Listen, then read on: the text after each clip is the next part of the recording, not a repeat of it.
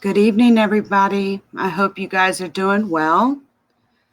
I wanted to thank each and every one of you I see some are already in the chat, ready for this, what's going to be a two-part series. Right now, we are streaming to Facebook, Twitch, Periscope, YouTube, and Queen's Throne will also be streaming this particular live. Hey, Queen. I am on time, baby. So the way that I want to do this is I am essentially going to bring you guys up to speed on the current status of the case regarding Emmanuel Thomas and his son, Blake Thomas. As some of you who follow me may know, and, before I even do that, just really quick, shout out to all of you in the chat. I really do appreciate each of you. I'm probably not going to be looking at the chat so much while I'm presenting the first part of this. But after I present the first part of this, I'm going to play for you guys an interview I did with Emmanuel. And the reason I'm going to play this for you is because I actually re-edited it. The first time I premiered it, I had some technical issues, so I've cleaned that up, but I wanted the quality to be better. And so thank you, Queen. So it's important to get this story out, and I wanted to give all of you an update as I do try to follow through on the various cases that I cover. And let me just go on camera really quick here. Sorry, I didn't even realize I wasn't on camera. I generally stay in tune with the cases that I do cover. And I have to admit, out of all of the cases that I have covered in the years that I've been blogging, Emmanuel Thomas's case is very close to my heart. It's definitely up there. Emmanuel Thomas is an activist. He is a Supreme General in the new Black Panther Party. He lost his son to gun violence in November of 2017. His son's name was Blake. And I went down to Houston, and it was for a variety of reasons, but the main reason I wanted to go down there was I wanted to meet with Emmanuel. And he allowed me to come into his home to meet with him. It was, I have to admit, by far the most interesting interview I've ever done, the most heartfelt interview I've ever done.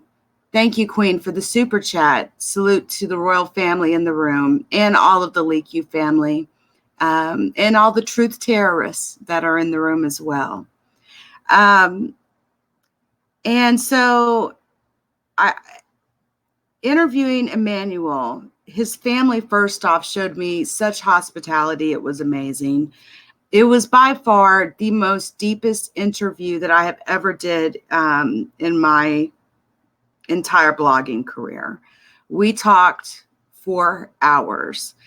And there's still some things that we still need to talk and follow up with. And I know that Emmanuel is working on, planning on writing a book regarding this situation. And when that book is complete, I will be promoting that book. But I wanted to, provide an update that's not going to really make many of you happy. Unfortunately, as we all know, Blake Thomas was murdered. He was shot in Houston, Texas. The man that pulled that trigger was on probation at the time. He actually even ran to California. He got himself off probation, and then he ran to California, and the police were actively looking for him at one point. And when I tell you that Emmanuel Thomas is the epitome of a father who does not stop and who does not quit, This man made sure that everyone knew about his son's case. He had every news station covering it. He was doing everything possible to get his son's case out there. And, you know, Emmanuel used to be Quanell X's bodyguard. Emmanuel is a community activist in Houston. He helps a lot of people, and he doesn't always get paid for this help now. And he is by far, I kid you not, one of the most sincere people I've ever met in my life. And so, you know, Emmanuel, hold on, let me mute that. To be Quanell X's bodyguard. How'd that happen? Emmanuel is a community activist. Hold on. Sorry about that, guys. All right. Anyway, he has helped a lot of people. He was involved in the Malia Davis case. That's actually how I came to know him. And I also came to know him through Kokia. And, you know, him and Kokia have known each other since they were younger, etc. But I started seeing his story on Facebook, and it garnered my interest. He had lost his son, and I would see him doing videos. He would be at the graveyard placing flowers on his son's grave consistently. He would constantly make videos talking about, you know, the man that, you know, that killed his son. He would be at the courthouse. The man never quit. He never, ever quit. And it was by far, I've never seen anything like it. Like I've told him before, I could imagine myself being very adamant like that, but probably not many would do what he has done. And that is to make sure that the person that, you know, that murdered his son goes to jail for it. So just really quickly, I want to let you guys know, unfortunately, the murder charges were dismissed against the man that was accused of killing him, Brian Alfonso, or Denise Green. I don't know if I'm saying that portion of his name right. We're talking complete dismissal of the murder charges against his son. Emmanuel's son's body laid in outside, uncovered, for like 5+ hours. He had insect bites on him, and I'm not trying to be gruesome here, but this is what his father had to witness. He had to see these photos on social media, and he was in San Antonio when it all happened. Well, I'll let you, I'm going to let you hear him tell you what happened here in just a moment. But I want everybody to know something. I have started a GoFundMe for Emmanuel. And there's a reason for that. The reason for that is because Emmanuel, Emmanuel works at a car wash. He washes people's cars, and it's not like he has, $1 million in the bank to be able to get in a plane and fly up to see his daughters. And I think, when you watch this interview, you'll understand why I made this GoFundMe for Emmanuel. I just want, with all the tragedy that Emmanuel has suffered, and his family, of course, has suffered this tragedy too, including, Blake's siblings. Emmanuel needs an opportunity to bond, to come together with his children, and to bond with his children, especially after the dismissal of these murder charges just happened. And if you can donate $5, $10, $20 to this GoFundMe, which will, all donations will go directly to him. He didn't ask me to do this, by the way. I chose to do this. I wanted to do this. I will also be donating as well. I've talked to him, and all that he said that he wanted to do was just fly up there and take his kids to Six Flags and spend a few days with them to process this tragedy that has happened to all of them. And as many people as Emmanuel has helped, can't we not get him some help so that he can go up and see his daughters who live with their mother in a whole different state? I mean, he's raising children now, and he has, his other two daughters. I believe they're daughters, and I'm really hoping that all of us who watch these videos across all of these platforms will choose to go to this GoFundMe. I'm going to put the link in the chat here. I've been working on this for the last couple of days. And moderators, feel free to reshare that throughout the course of this live. It's also in the description of the video as well. I did not get a chance to post to Instagram because I've been editing the video, of course. But I just, I want Emmanuel to know that you are on my mind. I'm thinking of you. I love you very much, brother. And, I spoke with Queen. She's also streaming this live now. Thank you so much, Queen. I want to show you guys just a couple of things really quick before I get into the interview video portion of this. And I want to show you the commitment of Emmanuel. And I'm also going to show you some other very interesting things. It won't take long, but I do want to give you an idea of what Emmanuel has been dealing with. So give me just a moment here. The first thing that I actually want to show you, and here's another thing that I found very interesting.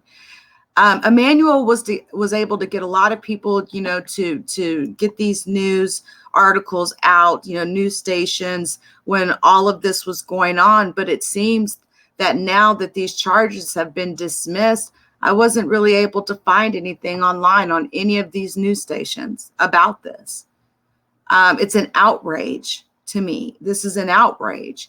Now, the charges were dismissed, so I can't, technically call him a murderer, but I can say allegedly. And, he did turn himself into the police after going on the run to California.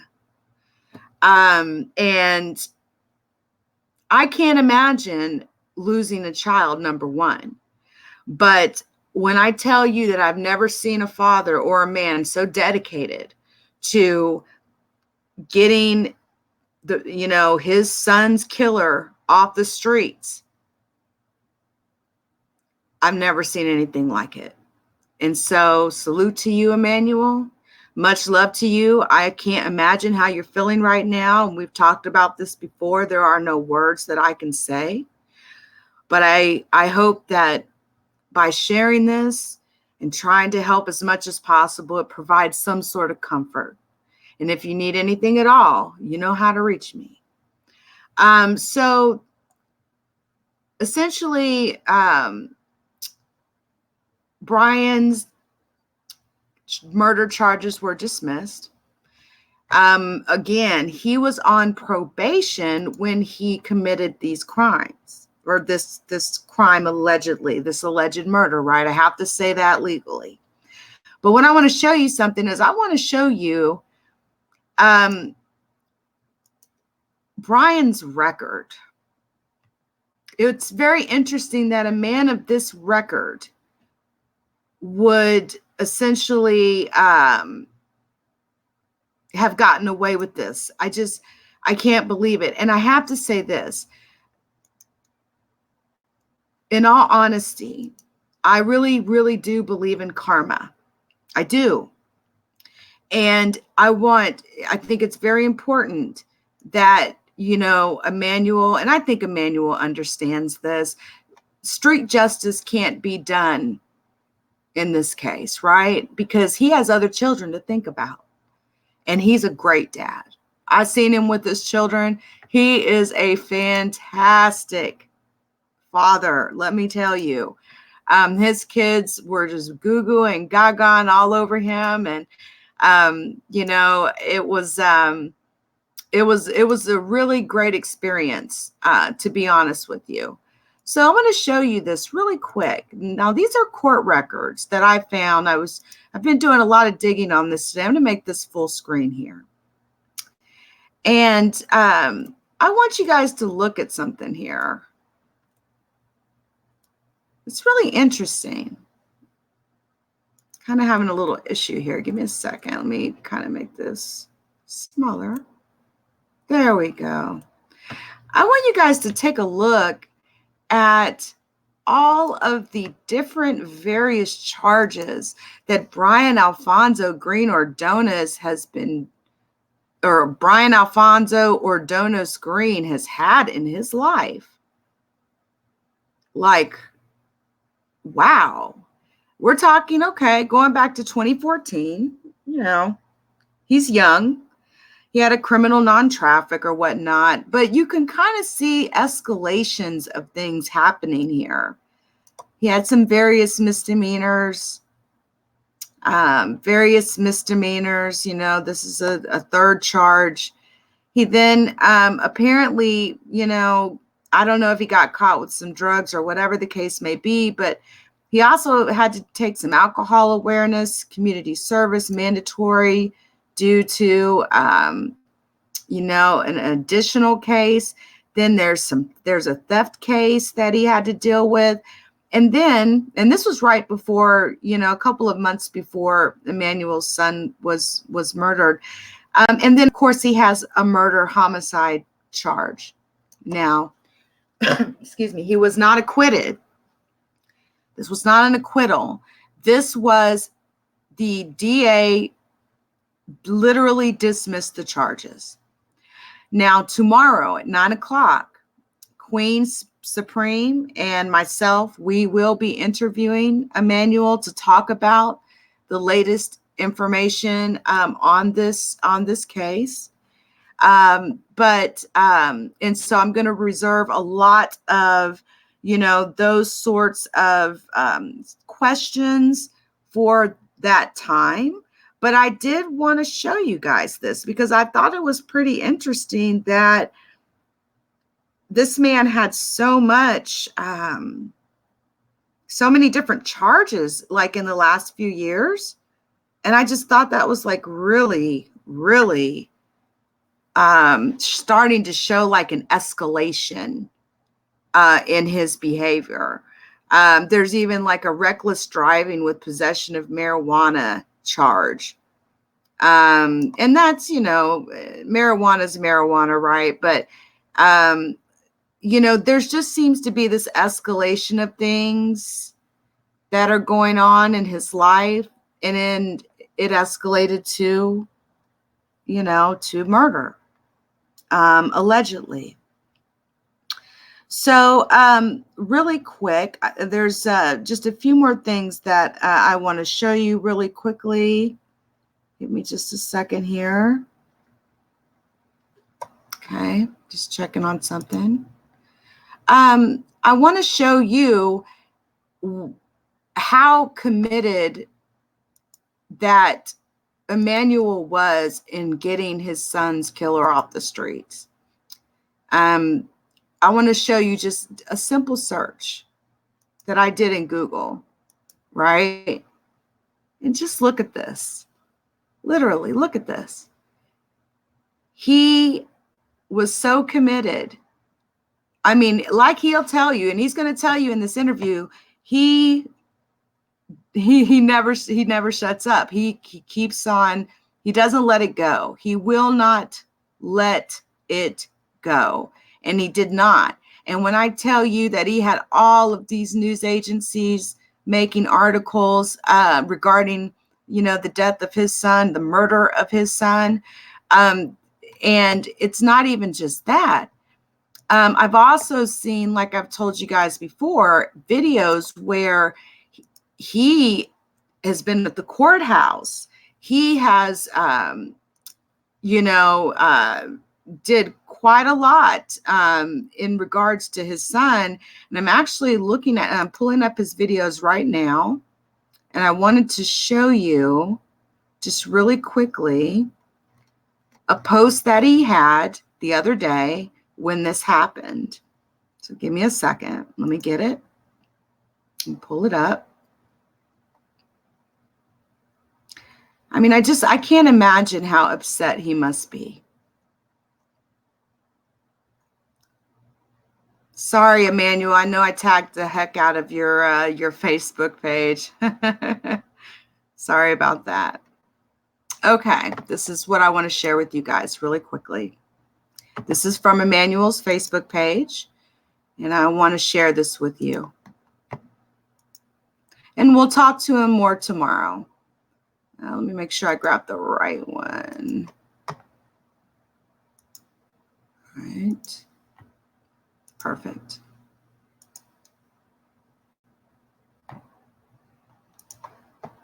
All right, I'll make this a little bigger for you guys. All right, so he says here, January 21st, he says, attention all. So I get a call from the prosecutor over my son's case. And she told me that they are dropping charges and they have no evidence to charge anyone else. And also told me to stay away from the suspect as I spoke with him face to face in the last court date. So now I'm left with nothing. I can't stay here anymore. I've given this city everything and I don't want to be here anymore. Now the news media wants to interview me, but for what now? I just want to leave. Time to relocate and start over. I just got to get away. Thanks to all who've truly assisted me over these 2 years of fighting. Extreme salute. And I want to play this video of what he had to say really quickly. And again, we will have Emmanuel on tomorrow, but I think it's important to show this here. So give me a second. Let me get that size just right here because he's got it in portrait mode. All right. Here we go. The last time. All right.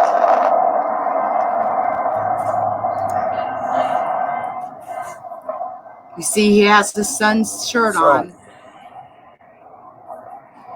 Craziest thing happened, y'all.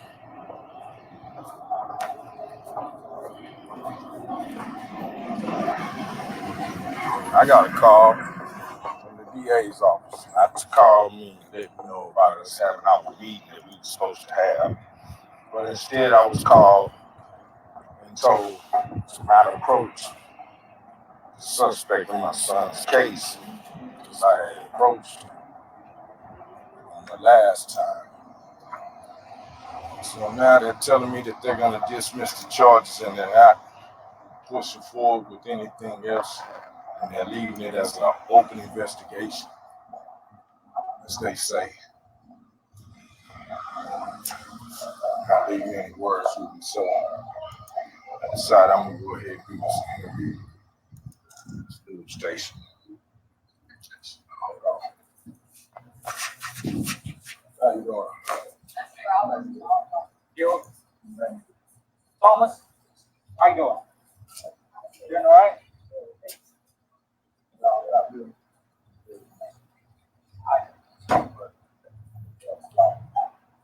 Are you the only one that be the only one who can talk, right?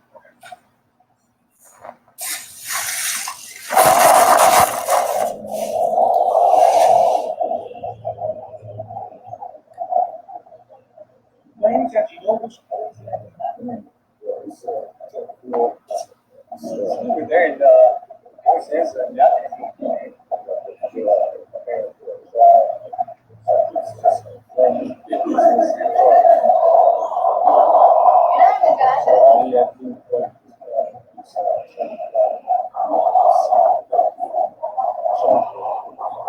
you have a picture of the guy that I can see. If you're not yet, I didn't see it yet.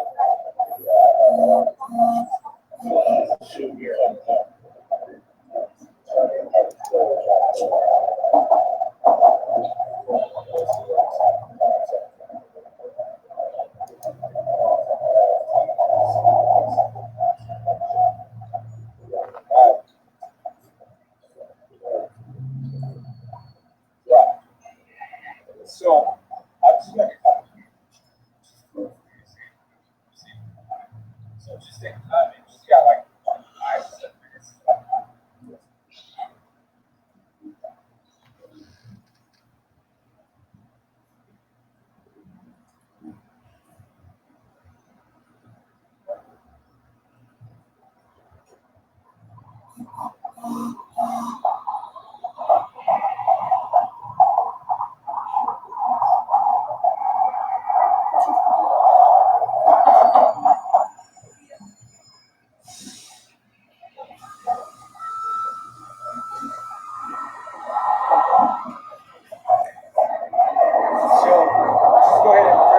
First and last name that you can tell.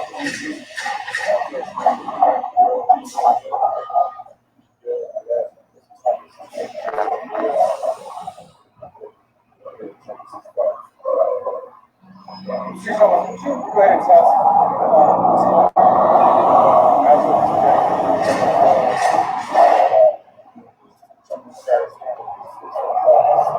Might want to fast forward some of this here. But you can see he's downtown at the courtroom here, you know.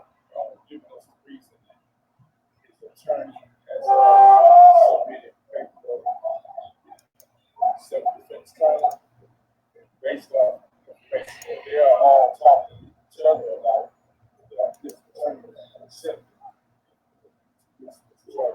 this judge right now. I was told that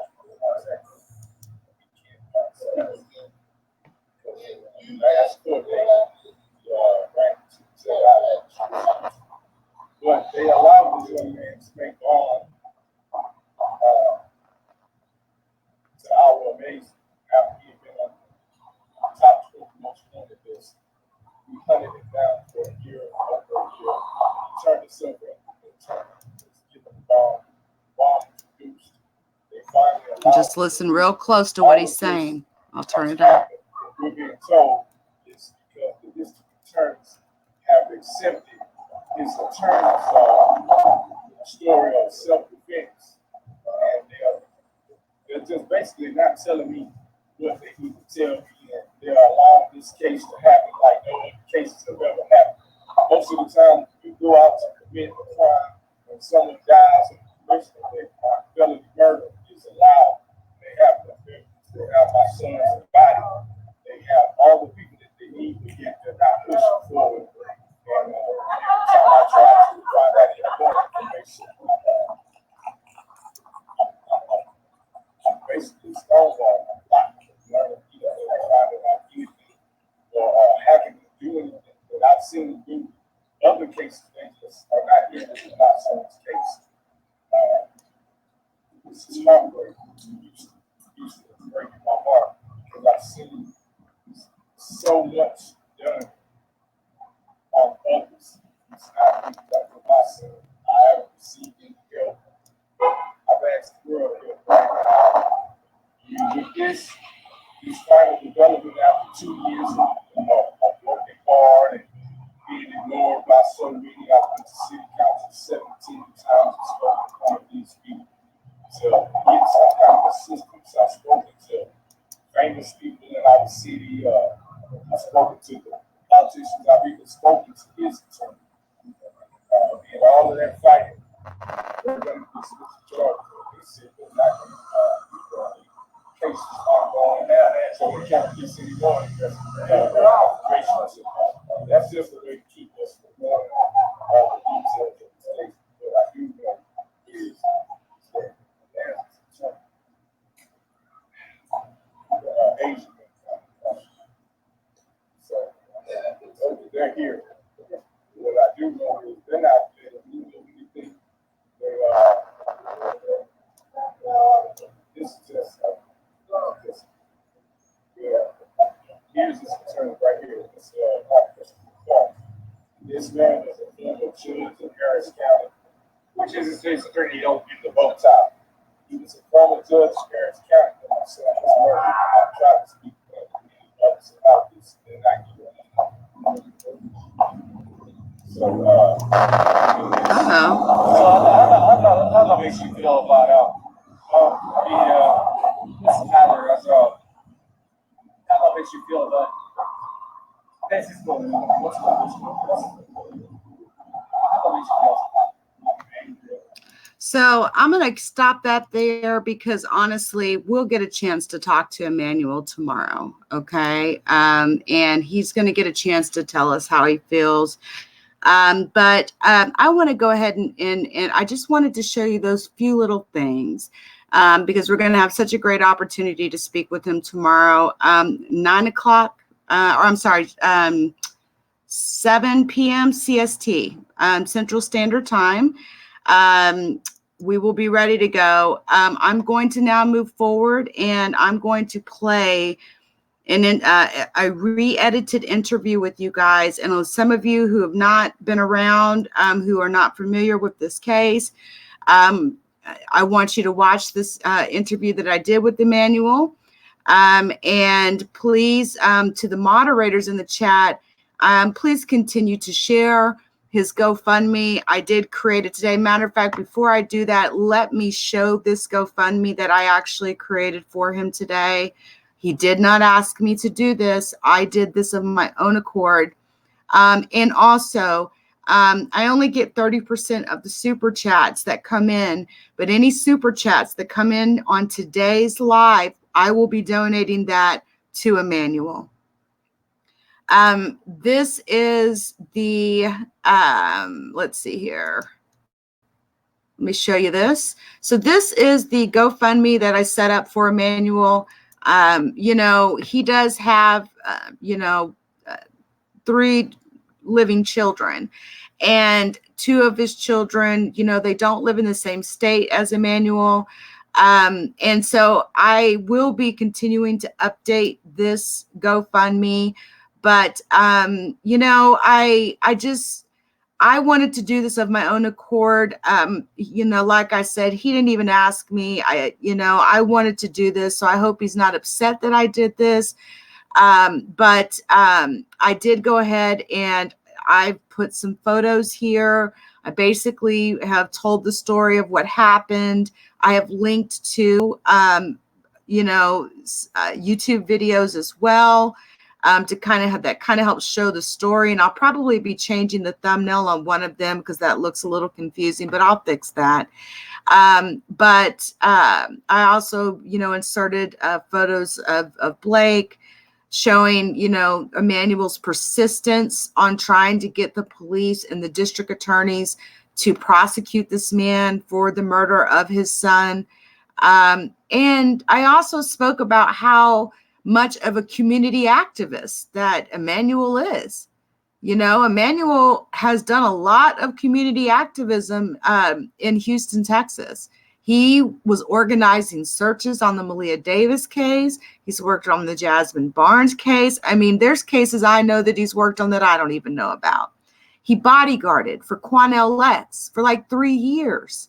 Now, this particular interview you're going to see today, I re-edited, like I said, and it's only speaking of his son. If you want to go see the interview regarding the Quanell X and the Malia Davis search, and there's a lot of very good information in that interview. I have it on my page, and I will share it out later so that you guys can go and look that out, go check that out. It was essentially a 2-part interview series because we literally talked. I had so much video footage that I had to break it up into 2 parts. And I even have more. So, but I just wanted to make this for him. And I encourage all of you to please donate. All the man wants to do is go see his daughters, spend 4 or 5 days with them, along with his other, baby girl and his family, and process what has happened, to process this, this is a big hit on any family. I mean, this is Blake. Blake's favorite color was red. You can just see it in their eyes. Look at Emmanuel, how he looks at his child with such loving eyes. This is when they went to a Japanese restaurant. Blake had a fiance. And through all of the course of this, you know, Emmanuel has done so much for others. But when he was in a time of need, nobody really did anything for him. So I wanted to let everyone know I made this. I will be sharing this all over social media. And you know, I do ask, if you have it in your heart, even if it's $2, please, you know, donate. I would love to see him be able to make a trip up to go see his daughters and take them to Six Flags like he wants to do, you know, like us normal folks do. And he, you know, he just doesn't have the financial means to do it. But yet he's put so much finances into helping other people. So anyway, I wanted to share that with you. And thank you to everyone who will donate. And like I said, any donations on this channel tonight, super chats, I will be putting that into that GoFundMe. So with that said, let's get started with the interview. Let me go ahead and bring it up really quickly, and we will go ahead and play that. And then you guys don't forget, tomorrow, 7 p.m. Central Standard Time, we will be interviewing Emmanuel, Queen Supreme, aka Queen's Throne. Myself and Emmanuel, we will, you know, be all on probably StreamYard most likely. And he will be expressing even more information on how this happened with his son's case, you know, and more details regarding it. I don't want to go into too much detail because I want to allow him to speak on that when we interview him tomorrow. So let me go ahead and bring up the interview really quick. And I'm going to play this in a player here that I can share with StreamYard. Give me a second. Open with, I believe, VLC works in StreamYard, I believe. Let me see.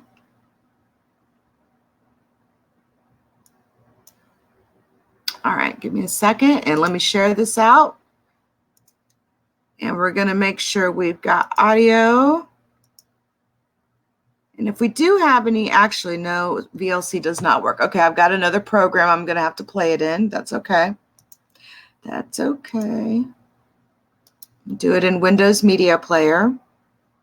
Some programs do not work in StreamYard, unfortunately. They won't show up as a window that you can share. So, give me just a sec here. I'm going to close VLC down. Okay, bring up Windows Media Player. All right. And what I will end up doing is I will end up uploading this interview since I did re-edit it. And the audio is a lot better. There's still some audio issues, but it's a much better, you know, video from the first one. And I'll upload it separately later on. So here we go, guys. And stay tuned. This is a very interesting and heartfelt interview. Thank you, guys.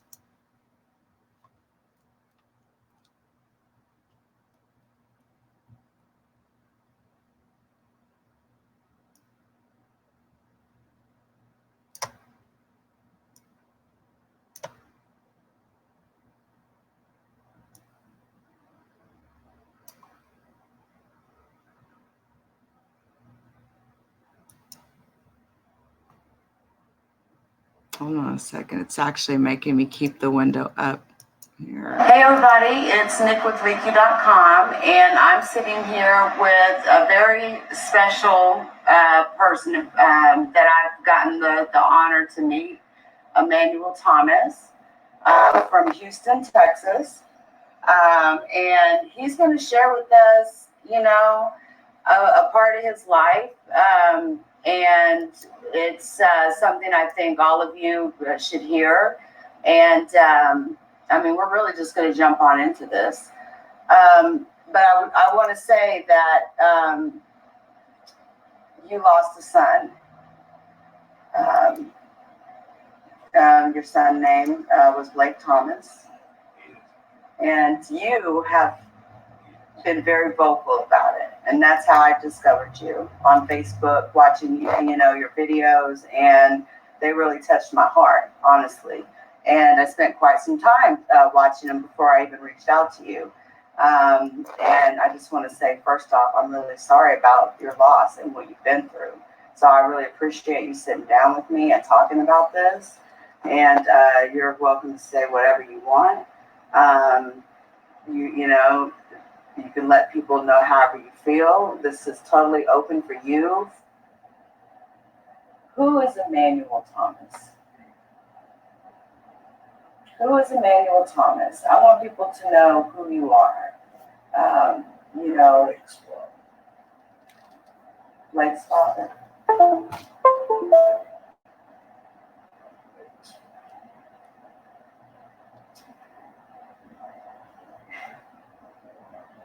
I've seen you with your children, and you're a great father.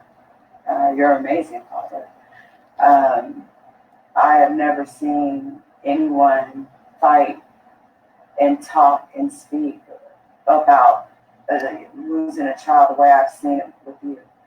And it touched my heart. And that's why I reached out to you, to talk to you. And you were willing to do it. And I'm really honored that you chose me.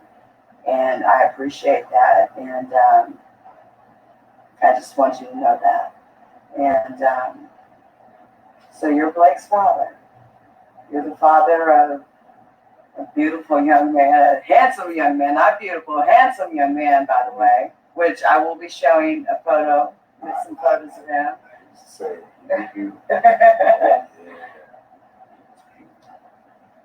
reason I say I'm Blake's father is because he was my first everything.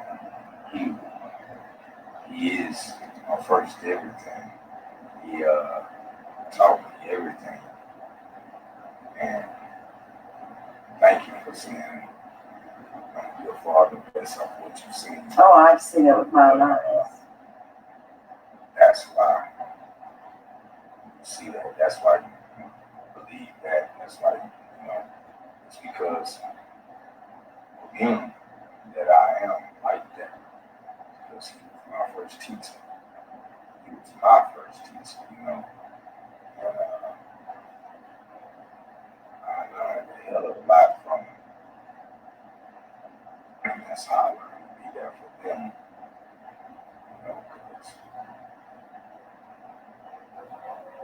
I'm really sorry about your loss. I want you to know really, I know people mean good when they say that. We've been taught to say that, I'm sorry for How your loss. does it make you feel when someone says that? Okay. Because I gained a son. A lot of people live their whole lives and will never have a child, and let alone the same that they are. There's so many women that want to have a daughter, and they want to see themselves again. So many men that want to have a son, to see yourself again. It's just a thing that we have amongst the sexes of a secret, wish we all want, but we're making ourselves just to have the same thing. And so my first ever child, I always said, I want to have a boy. I'm going to treat my boy like they didn't treat me. I'm going to let him be tough on me. I'm going to back him up for real. Because I know it's going to be me. So I wanted somebody to just really back me up. If I was wrong or right, just back me up, and I would be good. I got it to a degree. So, of course, when I was thinking about the possibility of one day having children, I always like that. I want my first to be something. I want to be a king, and I need a boy to lead me off, because I know I'll have others. And I want my first to be a son. I was always like, I'm going to name him Junior. He's going to be Junior. Oh, yeah, he's going to be Junior. And so when I found out I was having a boy, I went to the doctor, got the sonogram. I ran all up and down those roads, showing everybody the dick. I was like, He got a big one. I'm like, he bad. I'm bad. I think I put it in their face. I'm dancing with folks. See, girl, he got all of that. They like, what you got? We're not having a fun. The joy. I was happy so much joy. I was like, I got what I wanted. Yeah. You know, I was always thinking like, he might look kind of freaky because I got a big head. And you know, I'll be like, man, I hope that I get a pretty woman, so I don't give it no bad looks. Right. You know what I'm saying? I'm like, man, you know, I be thinking women like me out of sympathy. You know what I'm saying? Like, oh, he got a sweet attitude. Yeah. But he got a big old head. So I be like, I don't want to get my baby my big old head. I want him to have some dashing looks. Yeah. You know how they say it in the books, dashing. Yes. You know, women to be like, wow, he's handsome. I want him to be taller than me. I'm like, because I always want to be a little taller. So if he come on, I want him to be a little bit taller. These were all thoughts going through your head all through those the pregnancy. That I wanted. No, all those things I wanted when I was young to be my child. So when she got pregnant and she had him, he fulfilled everything that I had wanted. Oh. So I was just like, man, this was up. And he was way better than I thought I was going to get. Like, he was like what they call the Gerber baby. You know, the Gerber babies just look like they're perfect. Yeah. Their faces is, you know, some babies, you know, one eye be a little off, the other eye, you know all the different deformities. But they're all beautiful in their own. But, you know, there are some babies that the symmetrics line up perfect and you know, make them into the TV babies.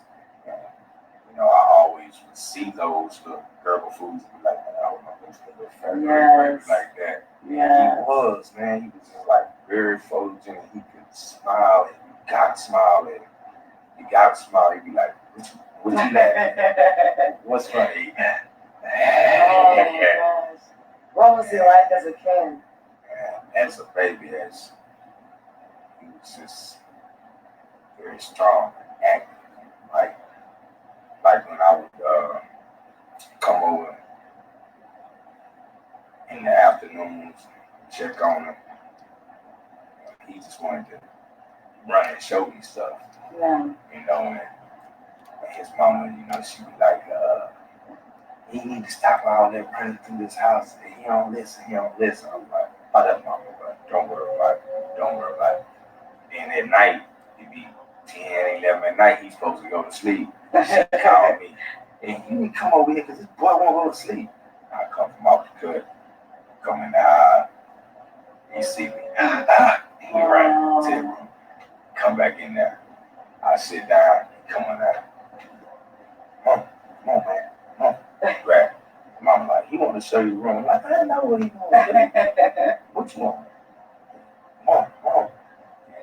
Take me in his room, we play in the bed, right back. Then He's out there. that's perfect.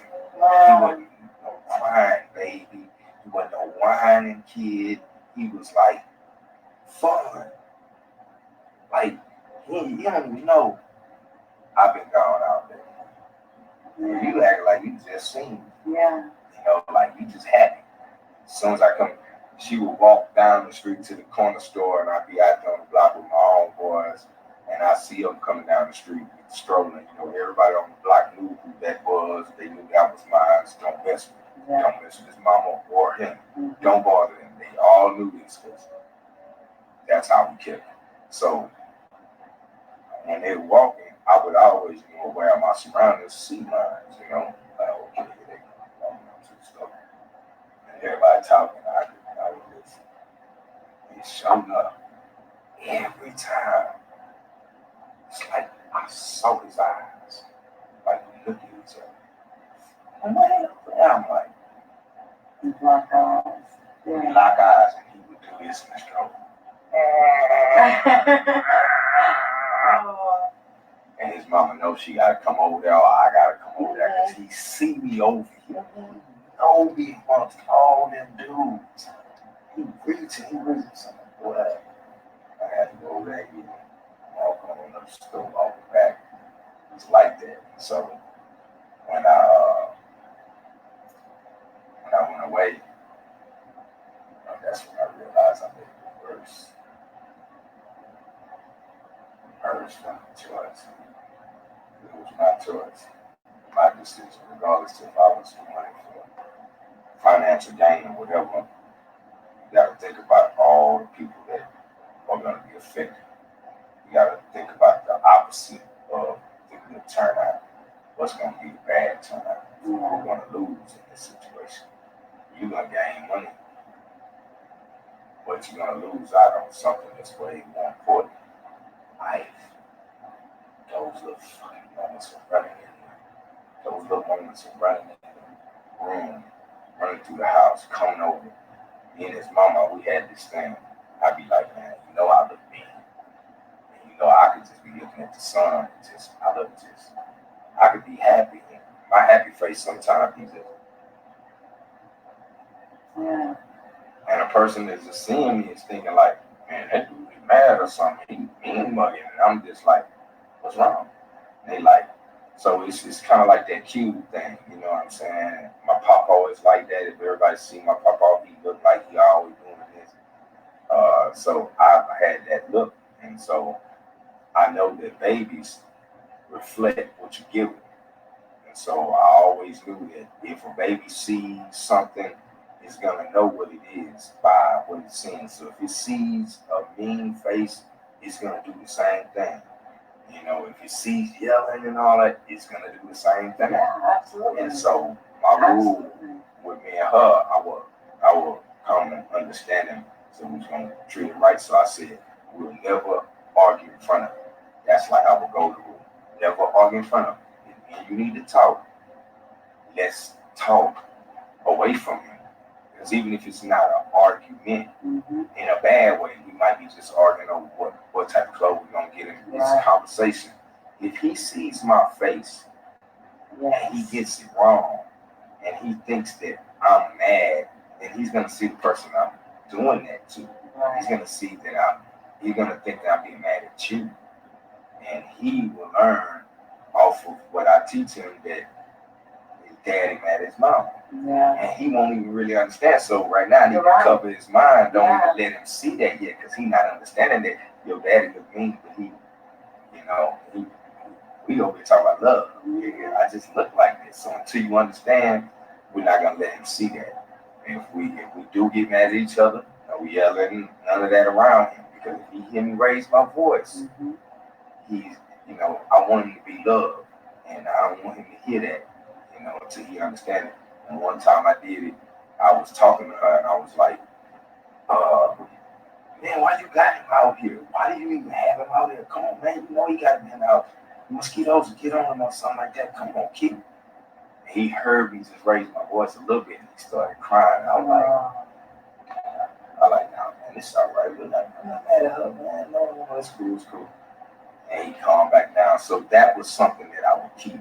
And that's what built him to always be smiling. Yeah, that's such a critical thing. Once he died, my daughter was in her mother's stomach.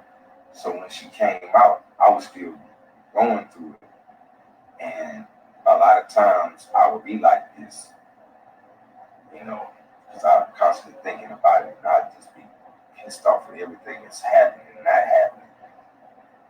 And so when the baby came out, I had to remember, like, man, her reflection, I gotta watch how I am. And sometimes we just sitting there. And she started doing it. Everybody like, why's your head bugging me? I'm like, baby, don't frown. So I had to start like making myself be sweet. I couldn't deal with the pain. I had okay, but I felt like I was betraying him to not address it. But it's like, I know he understand, I can't cry right now, man, because I can't even be mad. I can't show my anger. I gotta hide it. I had to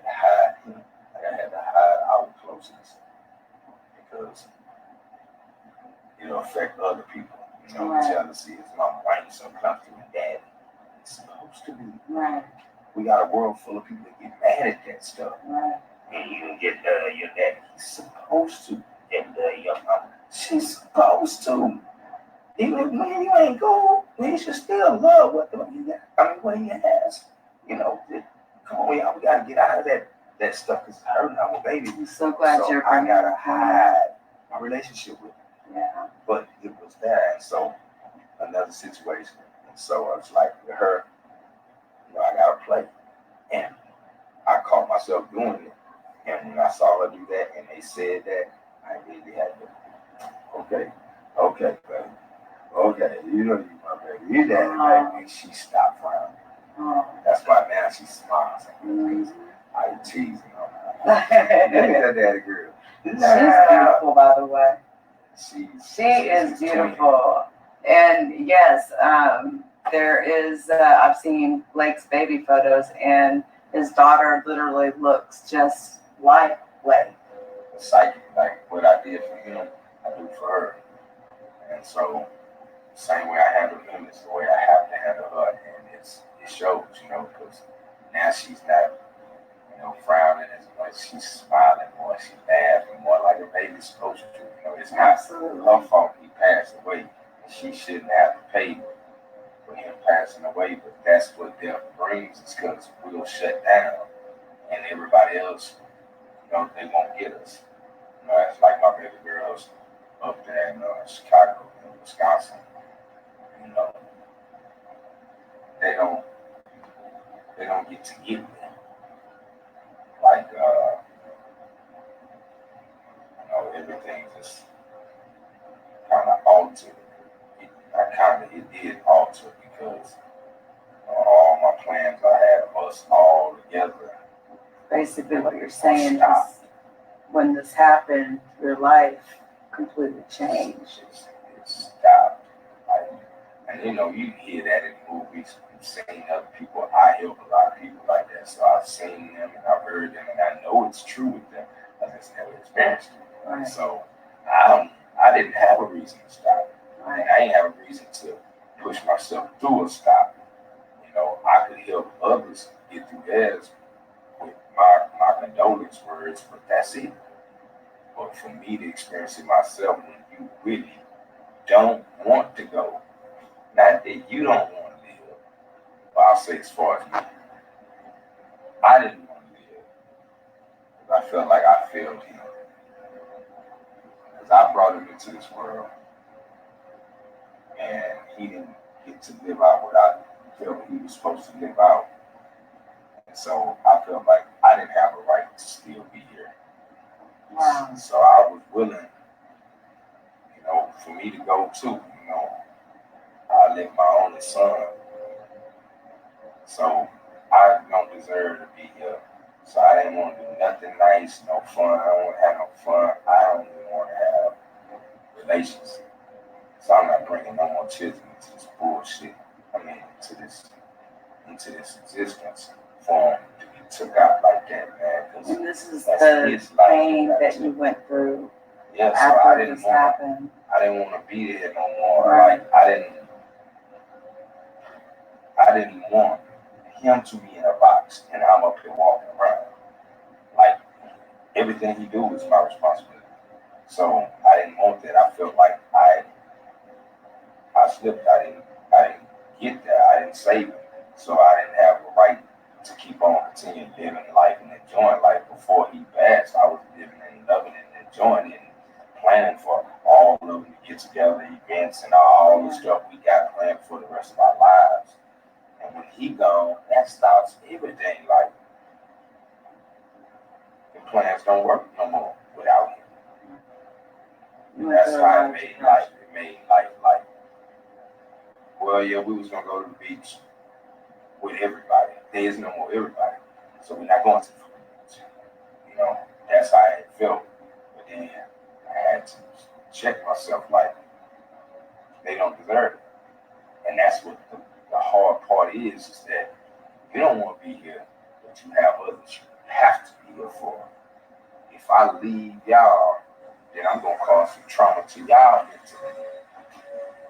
already trying to lose him and lose daddy too. And we all out here, and I had a bunch of girls. So I'm really not gonna lose my girls.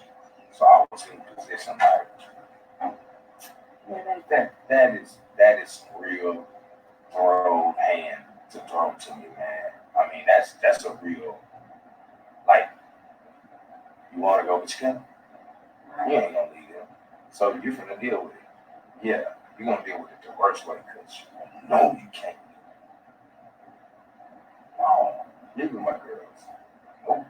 And that makes you feel like betraying them. It's like you over here, like, you don't come here with me. You're gonna leave me alone. So you're not gonna leave them. Then you're gonna leave me. Neither one of us deserve it. That's the mental things you're fighting. I was fighting, and I still fighting. And I had to overcome by, changing my behavior, not catching myself from not frowning as much, and giving them what they really are supposed to have. Like, they're supposed to have their good times too. So, yeah, I might not want to go to the park, but we got to go to the park. Yeah. Life has to go on. They have to get good memories too. I'm just going to have to deal with it. And I'm going to have to deal with it so well that others don't see it. Because if they see it, it's going to reflect to them and they're going to feel bad that I'm feeling bad. So it's a lot of times I'll be like, hey, man, yes, let's live life. Let's live life. Because how are you dealing with it? About it? How do you deal with that? How do you make that happen? How do you accomplish that? It's your responsibility. You brought these. And see, like I said, that wasn't a loss. I gained the son. I made the son. If he lived 8 minutes, 8 days, 8 years, a lot of people don't even get that. So you go to the cancer wards and all that, you see these babies die, and they haven't even had a chance to play football. They hadn't had a chance to have a girlfriend and all that. You weigh that next to what they done. They had a long stretch. And I say this a lot, but it's real. If you ask anybody on the day that they're having a child, I can either take your child in 20 days or 20 years. They choose the 20 years. When that 20 years come up, we would say, oh, 20 days was the whole life. Yeah. So I got 19 years past 20 days. I have to look at it as a win because it is. I got to see myself. Yeah, he didn't go out in the fashion I would have wanted him to. I would want him to go out as an old man, see all of his grandkids and all like that, like anybody would want. But everybody don't get that. And I'm no different than nobody else. Others can't lose their children, and I'm just unable to lose mine. I'm capable of losing mine like anybody else. If they can go through the grief, I gotta go through the grief too. And I realized after that happened, I thought about all the people in my life that had lost somebody. And I was like, oh man, I had to do that. And are you comfortable talking about the death of your son a little bit? All right. Yeah, and the reason I am is because he can't talk for himself. So I have no choice. I have to speak everything that he can say. Think about it. You were in that grave. You knew everything that happened to you. You could telepathically communicate that you would want the person that you're reaching to tell the stuff. That's true. Don't leave nothing out. No, he's involved too. He's involved too. He's involved too. Because I know that my viewers that are watching this right now are thinking that. Take us back to the day that your son passed away. Well, it was a special day because November 5th is my mother's birthday. And this was her first grandchild. First, everybody thought I would have a baby. But they said I would be missing. I liked women. That's all it was. So they knew I would have a baby. And I ended up having the first baby.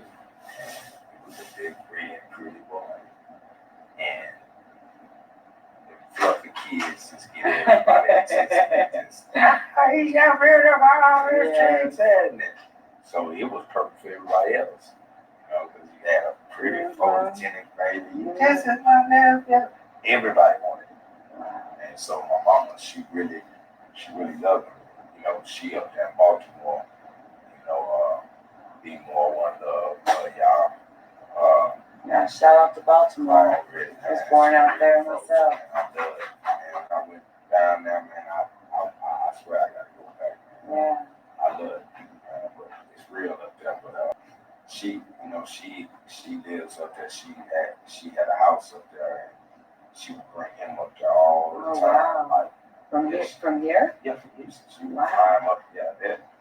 Their grandma, and that's why I was mad at people for lying and saying what they said to steal his money. You know, lied to other people that didn't know. You know, when people will take advantage during a funeral and say, "Man, nobody ever helped me. Can you help me? Give me some money." And people, nobody ever helped you. We just buried the baby. Oh, that's so wrong. Here, get the money. That's what they did because too much stuff my family did for him, and I'm so happy because they spoiled him. Yes, your man, beyond belief at all. I was like, no, I ain't never got nothing like that. Yeah, You know, when you have grandkids, it's different though. Oh, Lord, Having grandkids is totally different. Y'all spoiled the grandkids. Yes. Anybody that had grandkids, y'all know y'all spoiled. I know, I have one myself, and it is different. He was able to do everything I could do. Exactly. When I was little, I got in that basket. You whooped my butt. Yes. You take a picture of it. Really?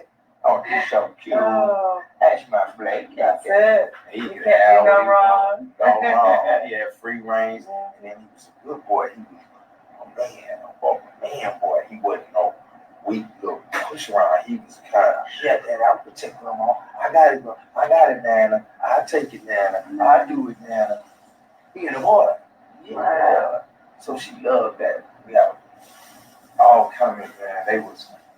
They were taking my dad. He used to be like the entertainer for his nieces. Oh, really? His cousins, my nieces. Gotcha. And so, you know, he would make snow angels, Wow. all that type of stuff. So you see in the movies, he would do that. And man, it made me feel so good that everybody was blessing him. My sisters, my brothers, because none of them had kids. Yes. So Blake was. My brother got a big tattoo. Everybody. Wow. He was muscle. Yes. Taking him everywhere. He taking him, doing whatever he want. My other sisters, you know what I'm saying? My sister, she's a coach at a college, Coppin State. She was a coach there, and she would have him up there at the college. And you know, college is nothing but college kids, Coppin State. You know what I'm saying? That's soul land. You know what I'm saying? So.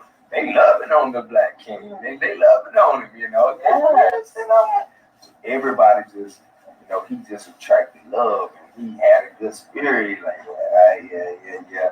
So he got spoiled. This coach like this coach like that. Track player like that. Track member like everybody just blank. He was getting it, and I loved it. Everybody gave him so much, just blessed his game beyond belief, and I was happy.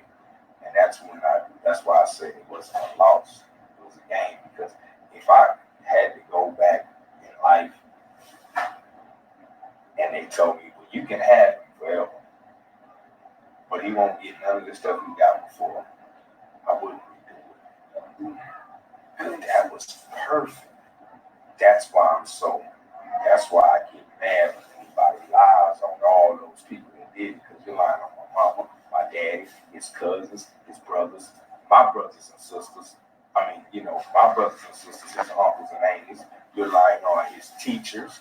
You're lying on the people that, you know, lived around him, the neighbors that loved him, because everybody liked him and would do anything for him. So for anybody to take the credit and say solely they did all that, that's not right. I didn't even take the credit. So everything I've done, down to the headstone, I asked everybody else, how do y'all feel about it? Man, there's no son, don't worry about it. No, but he's your cousin. You loved him, didn't you? Every time you saw him, Get in there, they ain't wrong. Yeah. What are you talking? You love them too, so you gotta say in this too, man. Right. That's how you're supposed to do it. You know? And so, regardless if others didn't do it like that, I'm his dad. I have a responsibility for myself, so that's what I showed. And so, all the stuff that they did, all those things, man, just can't throw that away, man. You not behind money, man, because when you do that, what they did was they caused so much confusion that his story couldn't be told right. So let's talk about this a little bit. But yeah, November 5th, I'm sorry. Oh no, you're fine. You're fine, because I want to get back to that too, because I think it happened. It's my mother's birthday. That's what when I was on Tanzania. No, that's okay. We're gonna get back to that. Yeah, it was my mother's birthday that morning, and as I told you, I normally talk on Al Sharpton's show and on the local show, Sunday Morning Lives, and this was a special Sunday. You did a show for like several years. Yeah, I've done those shows for years. I talked on Al Sharpton for like 2 years. I told you he don't like people, right? He let me, and but I stopped recently, and my Houston station on Magic 102, I've talked on that for about close to 5 years. Sunday Morning Live, everybody knows me. That's Brother Emmanuel. And so that morning I was going to use the radio waves that I speak to everybody and talk about different topics. I was going to use that to honor my mother, like I do every year. I have dedications on the radio to her every year. It was her birthday, but that morning, I told you we had planned on going to a three-day vacation to San Antonio to the Riverwalk.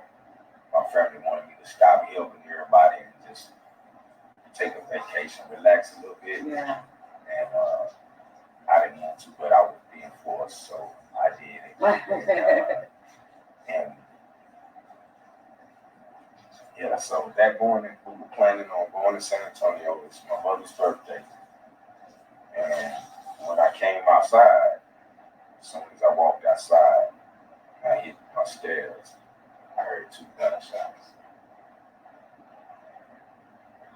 I remember looking in that direction. And I looked down, at the bottom of my stairs, my lieutenant was down there because we do patrols every morning. So they, be right there in position waiting for me to come out. Right. So he was right there, and I'm like, yeah. And he said, yeah.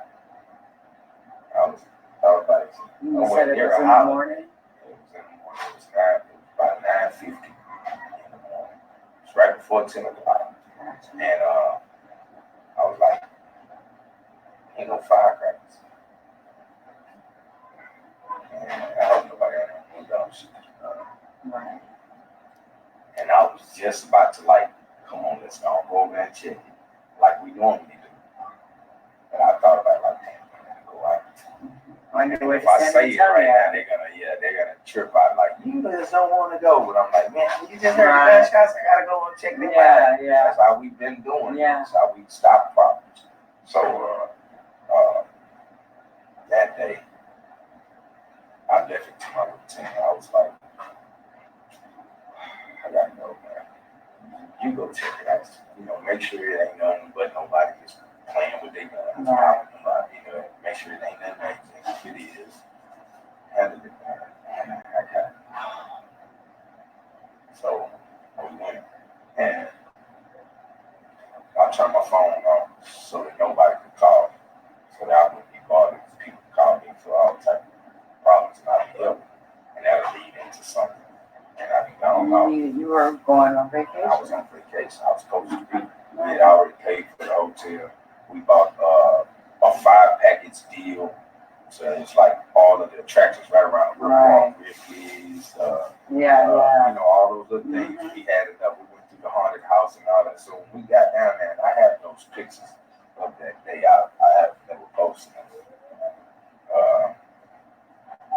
That day, those smiles, just because I look back at the pictures and I'm like, no.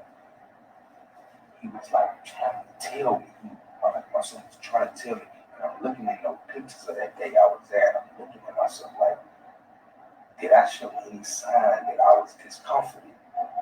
Because I was supposed to be because my baby gone. My spirit should be vexed. And I'd be looking back at it like, those pieces. She didn't know. But I didn't know. So we went, and as we went, I fell asleep in the car. And I normally don't let nobody drive. I like to take control of the wheel, control of our lives, leave my life with nobody else. Right. That day, I was just tired. I wasn't even tired. That's the thing. I wasn't tired. After hearing that, and I told him to go, and I had already had everything packed up. They came on downstairs. We all took off to San Antonio. You know, So you're in San Antonio. it's just a trip, man, because I had my phone off. I wasn't answering for nothing. But when I went outside, so my cigarette, I got my phone and I turned it on.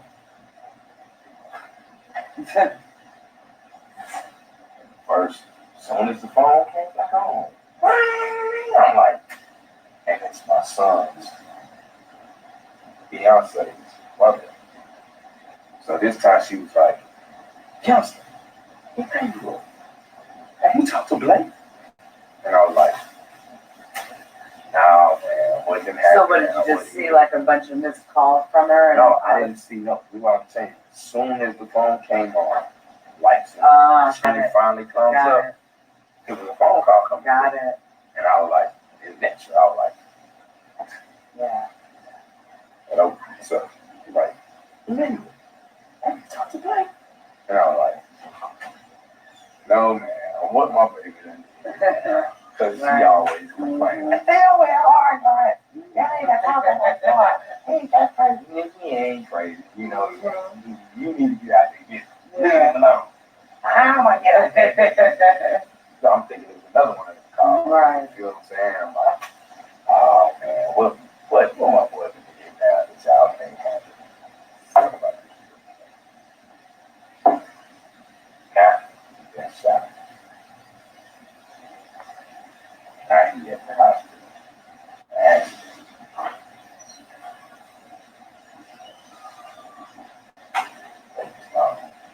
Flat out with the word killed means what there's no chance. It's over. Oh, done. You can't do shit. Say it. Done. If he had, if they can call me sick, I'll put this in the hospital. I will. I made him get through that. He can't. Yeah, he would have. And no time. Guaranteed fight. Squad left Houston. My baby was gone. Before I left that home, he was gone. I heard them shots.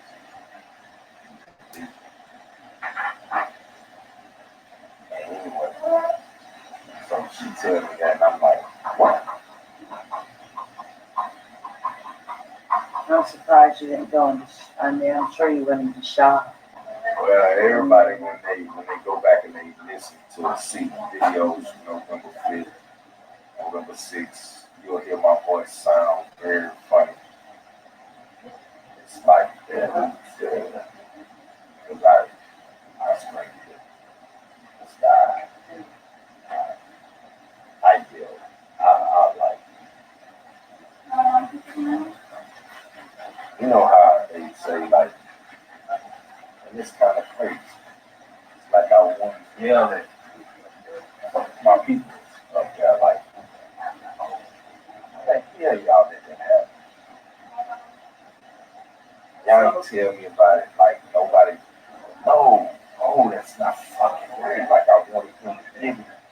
And I let out I always yell I am. And it took my voice, it stripped my voice like that one yell. And after that I went back in.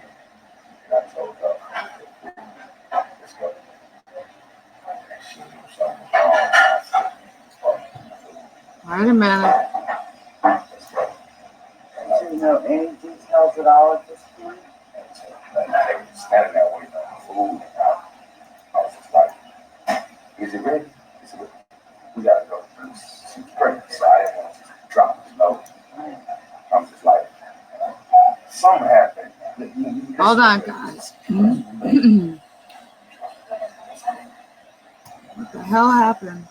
What is such crap? 1 second.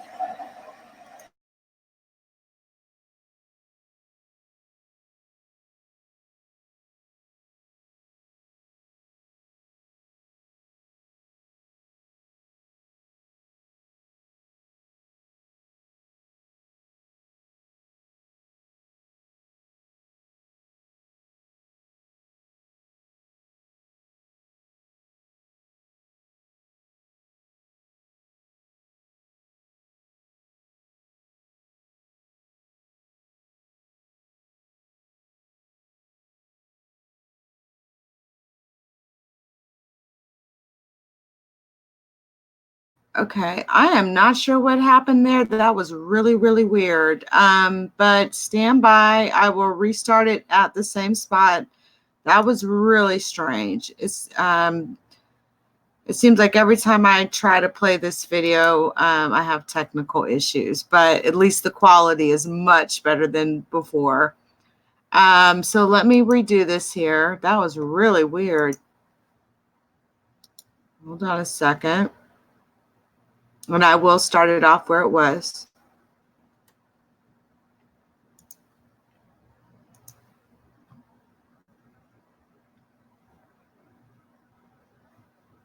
Make sure it's working right here.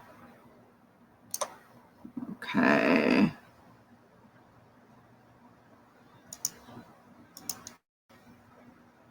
Okay, there we go. That was weird. 1 second. 1 second. I don't know how long we've been streaming.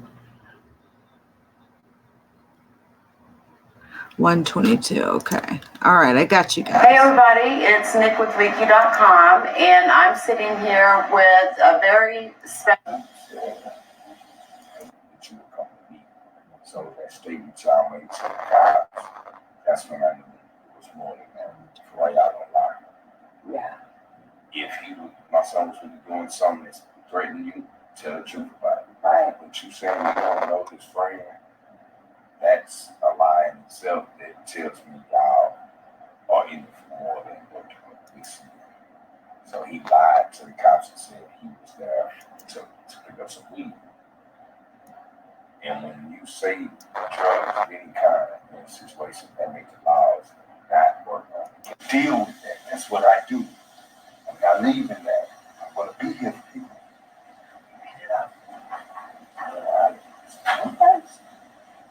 So you hold your, you felt guilty. You feel guilty still. If I went down that first journey, I'd saved him. Right across. We find, and I've been on shows before, where you will hear in the background while we're out on patrol, and everybody, y'all all right over there? Like, yeah. Boys in the hood. And you hear the loud, hey, did y'all just get some shot? Yeah, it's all right. Everything's good. Everything's good. We got it. Oh, okay, good. These real live things. These are real things, and that's how we'll find out a bunch of shots. I get out, I'm gonna go down. I'm gonna die. I'm those boys showing up. Oh, look at him. Hey, y'all. That's the only way, you can do it. We run up to them to stop up before they get to that. And that allows us where we get there, it's too late. You know what I'm saying? That's what we try to do, stop the car before it get up. That day, I would have went right back to it. I knew where it was coming from. I'm like, you hear that?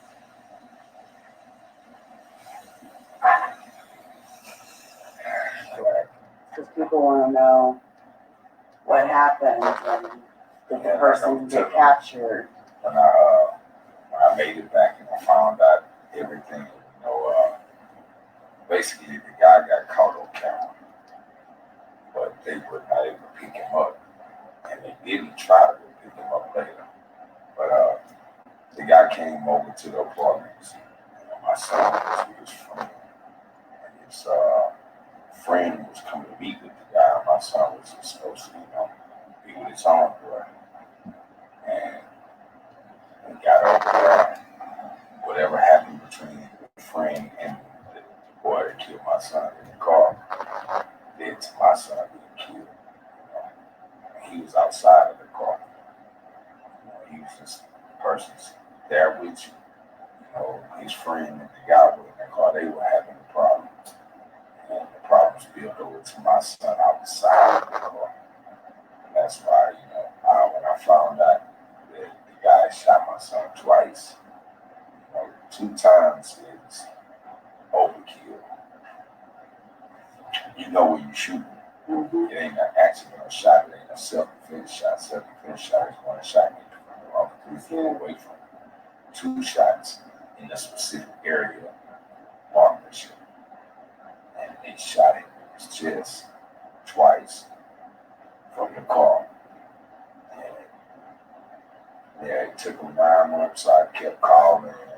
Trying to talk to the detective. I got him in his house recorded. I was asking about the information he was telling me that wasn't real. So they were caught on camera? Yeah, the little dude, but they caught him leaving on camera. Right. And did they know a name? Yeah, his friend told him, I was here to meet Brian. I found something on that screen. He told him, well, the friend lied first and said he was there to meet this white dude named Travis. Mm-hmm. And this guy shows up. Gotcha. So if this guy shows up, you waiting on a white dude, why would you go to a black dude's car? And the police knew about this man's name. Yeah, the first day. They had the friend. The friend told him everything. He was like, man, I was here to meet this guy. And this guy showed up. He acted like he didn't know the guy. And the phone record showed that the guy had texted him 5 minutes before they made it there. Okay. So if you don't know him, why did he text him? Do you know what he texted him? His text was, I'm here. Where are y'all? As I say, I'm here means you know the location you're supposed to be at. And you know you're supposed to be meeting someone. And then where are y'all? And y'all is plural. That's correct. So that means you knew it was more than one person that you were coming to meet. So that statement y'all made to the cops, that's when I knew it was more than that. For why y'all don't lie. Yeah. If my son was really doing something that's threatening you, tell the truth about it. Right. But you saying you don't know his friend, that's a lie in itself that tells me y'all are in it for more than what we see. So he lied to the cops and said he was there to pick up some weed. And when you say drugs of any kind in a situation, that make the laws not work on the case. You're so absolutely correct about that. So by throwing that out there as the reason for them being there, they were like, well, it's not a priority case. So how they disrespected and left him out there. Well, when I got into it, I found out it was more to it. That's when I kept pressing the issue like, hey man, it's more to it. Y'all need to present this evidence. Now you said they left him out there and disrespected him. 5 hours, uncovered, the insects, everything infested his body. The sun beating down on him. And the reason he was uncovered is because the people that were out there, once he got shot while he was there, they tried to help him. They turned him over, took his shirt off. There was a nurse just getting off of her shift. And she brought her breathing machine, a portable breathing machine she has out there. And she put it on him. And they had him stable. And they say, the cops showed up and told him to back away, stepped away from him. And they say they all got mad, because they saw him pass away. They saw him, leave that. Nobody was there to help, pressure, none of that. And it was ironic because on his birthday, I do a little memorial at that spot. The day I was out there for his birthday, Hispanic dude pulled up and he was like, "Hey man, I saw your interview on the news last year after this happened." He was like, "It's his birthday, right?" Like, yeah, you know, he was like, "Yeah, man, that haunts me, man, because I was the one that was helping him. I was a Hispanic dude." And I was like, man, he was like, "Man, he tried out, but he was gone." And they, you know, he told me everything. Yeah. I had my Facebook video right here showing me doing my little memorial celebration. And he just pulled up. He said, "I know it was you. I know it was you." He said, "Because it haunts me the same way it's haunting me. Like every death day, I remember it. You know, I know this dude's birthday, all that." The dude said all of that right there on film. I was sitting there like, "Man, thank you. Thank you for trying to help my baby." Yeah. You know, I didn't get to speak to y'all because they put me off property. You know, but thank you for trying to speak, trying to keep life in my baby, man. It was just amazing how he came to me. I couldn't go on the property, but it came to me like that. So when your son was killed there and they banned you from the property. Right, because the night that he got killed, I was out there. I was checking out the whole scene and, you know, waiting to speak to people. And I had spoken to a lot of the people that had helped, and they let me know, you know, the things I didn't know about. And then the fake ass security guards, the fake security, fake cops came on the scene and put me on the property because they didn't like, you know, my disposition, you know, strong, like, I ain't strong, I'm angry. You know, like, makes me wonder where were they when all this was happening with your son. And see, that was their problem because there is a guard shack right at the front. Yeah. And the gates are electronic. The gates were broken. There was no guard in the shack. And I asked them, "Do y'all work on Sunday?" Like, "Yeah." Where were you? Nobody there. Oh, they pissed them off. You left. Where were you at your job, man? Because if the kids that saw y'all there, they did that. Right. Nobody goes where the law said. That's right. They run from it. So we and he's packing a pistol. You just been in your position. My baby been alive. You out here tripping. Put me off the property. That's why all my interviews have been outside. That's why the celebration, everything has been outside the property. Because I can't go on there. And not being able to go on there, I wasn't able to talk to any other witnesses. So we And what's the name of this property? It's Dominion Trails. 150 Dominion Trails. Dominion Trails, shame on you. Shame on you, Dominion Trails, shame on you. Yeah, they did it on purpose because as long as I wasn't able to go on the property and speak to any other witnesses, we couldn't file a civil lawsuit for wrongful death. We attempted to. My brother Chris O'Gras and his law firm, much love to y'all, they attempted to, but we couldn't go on the property and meet any other witnesses. And they needed the witnesses. I mean, you just want to do simple things like put down a memorial for your son, like people do every day. And I wanted to hold them accountable because it's crazy that I was filming videos after that happened, after nobody was at the gate, after I made a big fuss about y'all being where you're supposed to be and having at least the gates fixed mechanically because the people pay for it. I would go around and I would film. Nothing been fixed. Guards still right there. Wow. Even if we'd have rolled through today, I'd have been able to show you because Sundays I ride through there. That's my day for it. So, you know, before we met up this morning, I rode through there. Gates, no security, nothing. And these people pay for it. So, you know, I took it to city council and I'm like, you know, y'all need to do something with these apartments. They having attendance in the kind of way. And they taking up residents in the city. These are taxpayers that they violate. They did that. And they don't like you and you tell them what they're supposed to do. And you know what they're supposed to do. And you demand it. Or they don't like that. When you make them work for you. But they do work for you. That's right. And, you know, they are just like, well, we can't do anything. It's jurisdiction. As I told them, the sheriffs work with the police. The police work with the sheriffs. If it was one of y'all people, y'all would work together. That's right. So don't do that, man. Do this, man, for everybody. Ignore me as they do a lot. So, you know. You said for 9 months you hounded this detective. Yeah, I called him, and you know, as I told him on there, I'm like, dude, I'm recording you. You should be recording me, but I'm recording you. I know everything you told me. And he was getting an attitude with me, like being mad. Like you were annoying him. I was. At one point in time, he was like, well, Mr. Thomas, there's nothing else I can do to make you happy. So, you know, I was like, so what? That means you're done? Or just trying to hang up on me? I'm pissing you off. I said, it ain't about making me happy. It's about you doing your job. If you just do your job, things will go good, because it's not a situation for anything to be happy about. My son dead, man. And it's your job. We pay you to find out the truth of the situation. You're telling me, because all he kept telling me, well, I think, I don't give a fuck about what you think. Yeah. Tell me what really happened. And we have science that will prove what really happened. Use that as your evidence. Take that in there. Well, you know, if they take it in there and they deny it, we can never bring it up again. He just walked scot-free. I said, man, I'm willing to take that risk.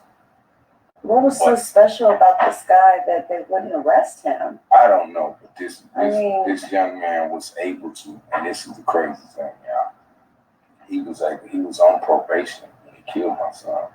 Oh, wow. So he's already been in the system. On felony probation. Felony probation. He knew he had messed up in life before, and they gave him a chance. And one of the major rules to being on probation is you can't have a gun. Right. So there could be no situation where you have a gun in self-defense. Right. You're just supposed to get killed. That's how it is, because you're a felon. You're on probation. You're not supposed to have a weapon. That's correct. That's one of the stipulations. So when he left the house that morning with his gun, he had complete knowledge of what a gun does and that he's not supposed to have. He'd been following his rules. He did not have a gun to shoot my son. That's right. And damn sure I'm gonna beat him up. So, you know, as I told the officers, he was violating from the beginning. That should have been an immediate arrest. Violation of probation. Yes. Hold him on that. If you can't get him on the murder yet, hold him on that, because he is violated. If this is his car in these apartments that y'all have found, and they're not supposed to be there, and you got these people saying he's the one, he's at least a suspect, at least make him a suspect. 9 months. I got on that man, and I know he purposely put it out because I was recording. And one time he told me, well, I've already sent the case off. All right, you did? Yeah, it's gone. I said, who sent it to you? Never Patrick. I said, all right. I called Never Patrick. Hey, what's up, man? I'm the one over this case. You got I got no case. Oh, my goodness. Nah. Well, what you gonna do, man? Well, I gotta wait on the detective to turn me in. I said, now see, man, somebody's bullshitting. One of y'all are bullshitting. One of y'all are playing with me because he's saying he gave it to you. You're saying you talk to him. Who should I trust? I don't trust either one of y'all now. Now, it's where I can't trust you if you are telling the truth. Right. So he was like, what do you want? Just tell me the truth. I want you to do what you're supposed to do. Right. Yeah, I don't want that personal from you. Care about y'all personally. Do your job. That's what I want you to do. That's what I'm calling you for. All right, I'm gonna do it. All right, y'all put me off and you can watch what happens. So I went over here and I went to Jamal. When they saw I was calling Jamal, somebody rerouted me to him. Oh wow. And I'm like, what's up, man? What's wrong with you? Tell us what you want. You gonna do whatever you want. Oh What really? do I want? I want you to file this case, man. Right. 9 months ago, you should have filed, so we can find out if this dude did that and get him off the street. He only had 9 months to body more people. He's not going to do it if he already know that he can get his life took away. That's it. For the one he did already. He has to pay for it. Right. He's desperate. So, and one chart, he was like, okay, you know, if I bring the evidence, I haven't heard that. Take the evidence. I'm willing to deal with it. If he walked, cool. Just take the evidence. He took it. grand jury came back with a true deal. Wow. First degree murder, one under capital. And the only reason it went under capital is because they had not yet got the evidence To prove that he premeditated it. money. And somebody paid this young man to bring my son over there to take the murder. Do you think that they were targeting him? Yeah, I think, and that's why I say think. You know, don't have the solid proof all the way, but I think based off of what I have, somebody, you know, set my son up, murdered him, like, paid and bring him over there for this young man to kill him. And that's what the young man did. And while he was on probation, he did it. While he was on probation, he found out who it was he did that to him out of Memphis. So he went back to the judge and asked his judge to take him off of probation and send him to California because he's getting death threats. Because the guy he killed, he didn't know that his father knows everybody. And the judge did it. Let him off of probation and sent him to California. So first off, he's on probation, felony. He's suspected of the murder of your son. And the judge releases him on probation and lets him go to California. Not transferred to probation. You released him, meaning you're done. You're free man. So, Unbelievable. California and he hid out. He had been hiding there. Ironically, I was playing the Django soundtrack when I was out there. And it's a song on there, Who Did That to You? And so I chased him all the way to California. I played that the first day. That's my baby. And I had to find that for him. And he was in California. Yeah, family there? I don't know who he has that, but he told the court records, he told the judge that he was going to school. So I don't know what school he was in. We're gonna find all that out and see if he was allowed or whatever. But his reasoning for getting out was so that he could go to school without anybody bothering him. And the judge let it happen. But his family is rich. Okay, that's what I was just gonna ask. Does it come from money? Yeah, his family. See, I looked up all his family members to see what they were doing during this time. That y'all know your loved one killed somebody, so their family is going through something. You see what y'all are doing. You know, y'all kind of staying quiet, staying after Right. They trip here, trip there, wedding, parties, all that. Really? All of his sisters, all of his father, all that. Their party, all their posts for the year 2017 and 18. Parties. Party. And I'm like, what's happening? That's what I was like these people got money, man. It's The like only way your I'm son gonna beat them doesn't being accused of taking another man's life, like as if nothing really ever happened. I know, and I asked people, I was like, man, you know what? I wanna do something that hasn't been done before. I want me and his daddy to sit down. yeah. And I want you to apologize for what your son did to mine. I would do it for you. Yeah. People need to do that. Parents need to be held accountable. Yeah. You made that kid. I made mine. I never took your baby's life. George took mine. So since he didn't want to apologize, you need to. You responsible for bringing him on this planet. And took my baby. I offered that, but the people that could make it happen didn't do it. You know, one of the people was really deep. I talked to very famous rapper out here is running for District V. Okay, the Ghetto Boys. Of the Ghetto Boys. Okay.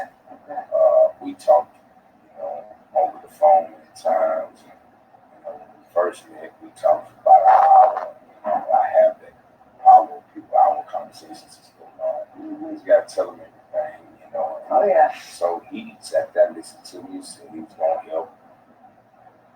Never got to help. His problem he was dealing with, he didn't have no more time for me. And so, at the time, he was telling me all the consoling stuff that y'all boss in it. He's got nothing also.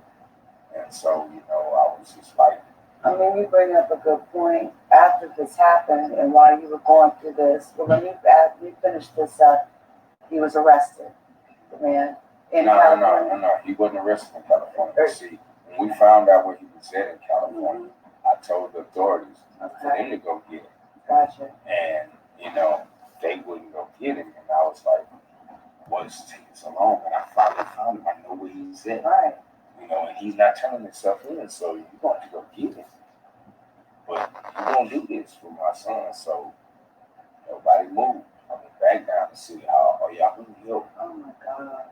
Nobody moved. So I said, I'm going to get it myself. I'm going to get it myself. And we secretly planned to go up there. It was right after the Super Blood Moon. The Super Blood Moon, when I saw it, he stopped me like, don't know. You don't need to watch this. And on his birthday, I sat at the grave about 4 or 5 hours with him. That's my personal video. You do a lot of those videos. I've seen you do a lot of those. Yeah. Those are my moments with him. So I did a personal video on his birthday. You know what I'm saying? But later on, hopefully when I get sent out and play these things over and over, and I remember my baby. You know,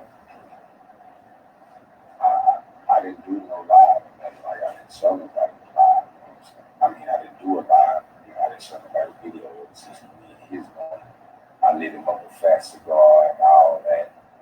Put it in the ground for him. We sat down. And I chopped it up with him. You know, that was before he had his headstone and all that. So it was just grass. But I know what my baby was. And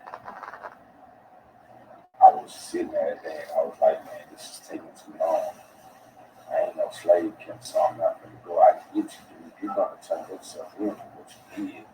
That's just how I feel. And that's how I said it from the beginning. And I said, I need a sign, man, because I'm getting restless. I'm going to go get it. If I go get it, it's not going to turn out like I needed to turn out. I need help. I need somebody to help me, man. Y'all going to do it. I'm not going to be able to handle that. You know? So, and I don't wish that on him or his mama. I don't want to get from him. Right. You know, so I don't want to be the one to cause it, but I know if you snuck it, Yeah. I don't know what my body will do, and I'm still bound to the laws of the human body. So I respect them And human emotions. Emotions cause you to do anything, and you have to be careful about that. Don't put yourself in that temptation. And so, you know, I was begging, and would not find a suit. I'm just gonna go. And I was out there with him, showing up with Super Blood was coming. And I was out there, I stood outside there, and I looked at it. It caught my attention. And my neighbors was like, hey man, you were right. I was like, I got my sign. I was like, what sign? I was like, y'all know my son got killed. And yeah. And I was like, we ain't found the killer. And like, yeah. I said, y'all remember this, mark my words. The Super Blood Moon is my son. It's telling me my son killer is about to do what I asked. He's gonna turn himself in on everybody, turn himself in. Even everybody else wants. Like, he don't turn himself in. And he's ran all the way. Yeah. This is a case he ain't gonna never get out. Ain't nobody doing that. We just telling myself, watch. And 4 days later, about 3 days after the blood, 4 days after the birthday, I got a call from the district attorney, and I've been calling them so much because the district attorney changed like 4 times.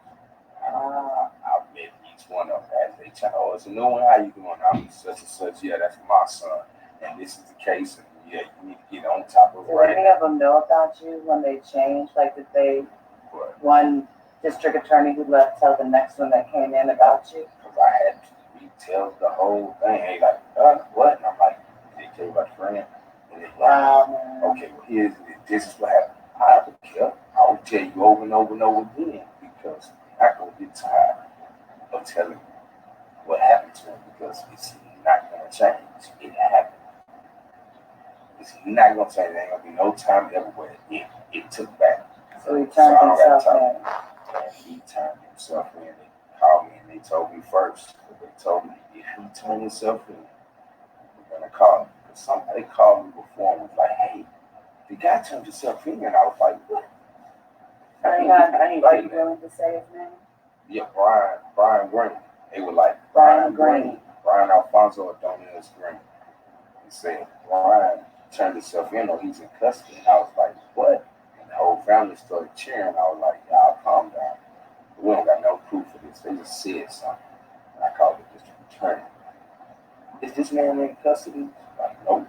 Like, I promise you, I'm going to call you as soon as any agency pick this dude up. He owned it. They were getting tired of me from the city hall, calling all the people. Oh, yeah. And so I was like, all right.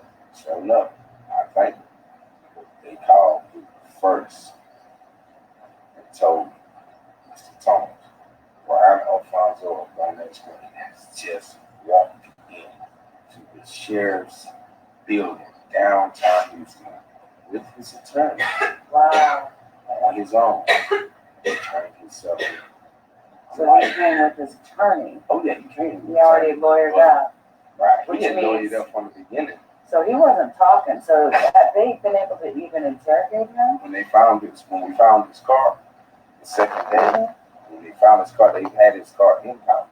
Wow. They never released it back to him. They called him and told him, hey, man, we have this car, it's yours. Right.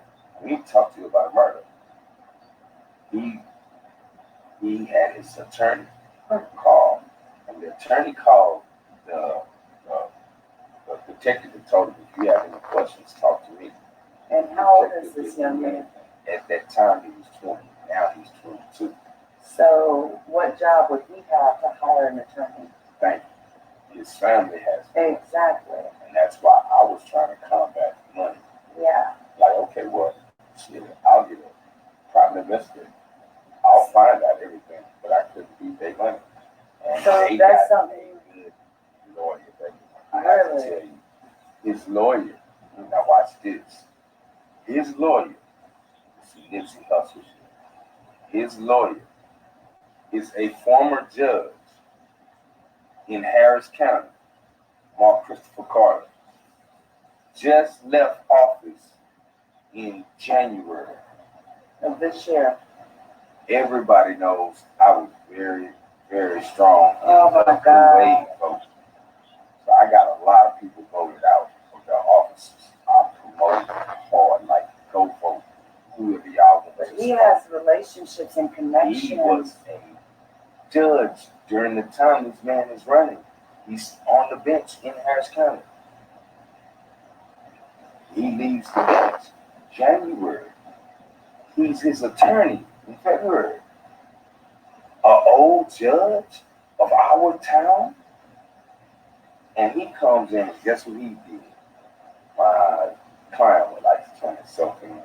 Yes, I'll take that $40,000 bond. Wow. How do you get him a bond? He can just turn himself in. That was 7 months ago. We finally got a charge on him, and 9 months before that, when he did the crime. You're going on 2 years. That ain't turning yourself in. You didn't just do it. Now, I'm thankful that you did it. Yeah. At some point in time, you didn't just do it. That's as soon right. as we said that, so you don't need no sympathy. You're not supposed to get a bond. But, and as I told him with the Malia Davis, illegal things, if they had not gave him a bond, it would have showed that they were being. That's correct. Yes. Or if they set it too high. Right. Yeah. It can show that you're, you know. I'm like, So what was this bond? $40,000. It was for murder. For murder. a first-degree murder. Usually that's a no bond. Right. And you've been gone so long. Yeah. Well, they did that, and I was like, they're going to give him a bond. He's going to make bond. So that's when I went to the bond. But, you know, Harris County Bond Company building. And everybody can see my video. I was standing outside. Like, I wish he would come out. But if he's in that building, I'm outside this building. Now, I've already told you, Tony, so you feel safe. You think you gonna come out here? You're not. You're not, because y'all did some real wrong stuff. My son was doing wrong with y'all. Y'all took his life, and I know. So he didn't make it. Of course, he stayed in that. He's still in there to this day, even though they lowered his bond from 40,000 to Really? 30,000. Wow, so his lawyer actually petitioned the court and got it. Lawyer is a former judge in Harris County. You know, he got that. So I know that it costs a lot of money. He just do a pro bono. This dude has very high accolades. Wow. In the black community, getting all this great Is he a stuff. black lawyer? Black man. He's a former judge. This is the thing, and that's why I was on with the prosecutor. I'm like, look, we gotta talk. We gotta, get this together. We gotta find out everything. Dude, do you know who his lawyer is? One of y'all old judges. He knows everything. You gotta know everything to beat this case. I'm not gonna have you walk out. I don't know if I can handle that. No. That knowing he did it, can't handle that, man. So y'all gotta so be right much now. as it is. I mean, I was trying to help him. I was trying to help him like I help however he wants. If he knows what you need, you're gonna find out the truth. Regardless to my son, you're gonna find out the truth. They was okay. Take care of switching. I come back to court the next court date. Oh, it's another district attorney. I'm like, who are you? Oh, I'm such and such. Okay. But let me get you up to speed because this man is not a regular attorney. He is a former judge of our city. He knows all our laws. And this is the guy they're going to use to get him off. He already got him a bone. And got it lowered. The top 20 fugitive list in Houston. This guy made the top 20 fugitive list because when I was helping with Jasmine Barnes' situation, I went to the funeral. A lot of those that know me saw me there. So they already knew what was going to happen. Like, how y'all putting her killer on the top list like others. Right. Very important in this community. So he mysteriously put him on there. I told everybody, finally, y'all, we got him on the top 20 list. Maybe somebody find him. I told him where he was at. He didn't go get him. He turned himself in with his attorney. And now they're putting together a vilified defense. And I'm on the last district attorney now. This is this little young sister. And she's telling me how she was going to really go after it. She listened to me. She let me tell her all that stuff. And she was like, I didn't know none of that. I was like, I know you don't. And they're trying to get somebody to play the case like it's something simple. Trying to find a district attorney that this judge can beat. Because there's no way a judge is supposed to let him off of probation to leave our state. Any district attorney fighting this case needs to seriously get ready for a big fight. A big fight, man. Because he's going to, this person's going to know every trick in the book. They were friends, favors everywhere, all over. On top of the fact of the legal knowledge he has on how to do things and how he would have ruled in a case. And how to throw something at a judge, yes. And then the whole year that he was running, I'm like, if he'd have got caught, he would have been in the attorney general. Right. It's like somebody took him and hid him until this man got out, so that this man could be his attorney. And if you got a former judge as your attorney, I wonder if there's a connection there. That's what we're gonna find out. Channel 2 broke that story for me. The other ones that that a judge had signed out on this dude. I was like, what? So you mean to tell me all this time I've been on all y'all news stations talking to every important person out here, one of the judges knew, and you had let him go? Why would you do that? I want to know who you are.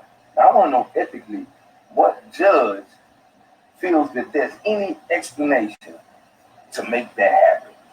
Make that a positive decision. I'm going to take you off of probation. And you're under investigation for a murder. And I'm going to send you to another state. Yeah. Let you go to a whole nother state. Not a sister state, a whole nother state. and go do what the hell you want to do. And that's what they let him do for 9 months. You don't know how many people he done out there.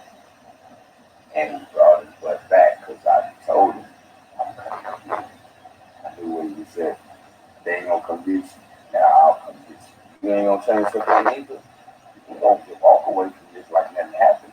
Yeah. So I was coming, and that super blood moon came, and I told my neighbors that, and they thought I was crazy.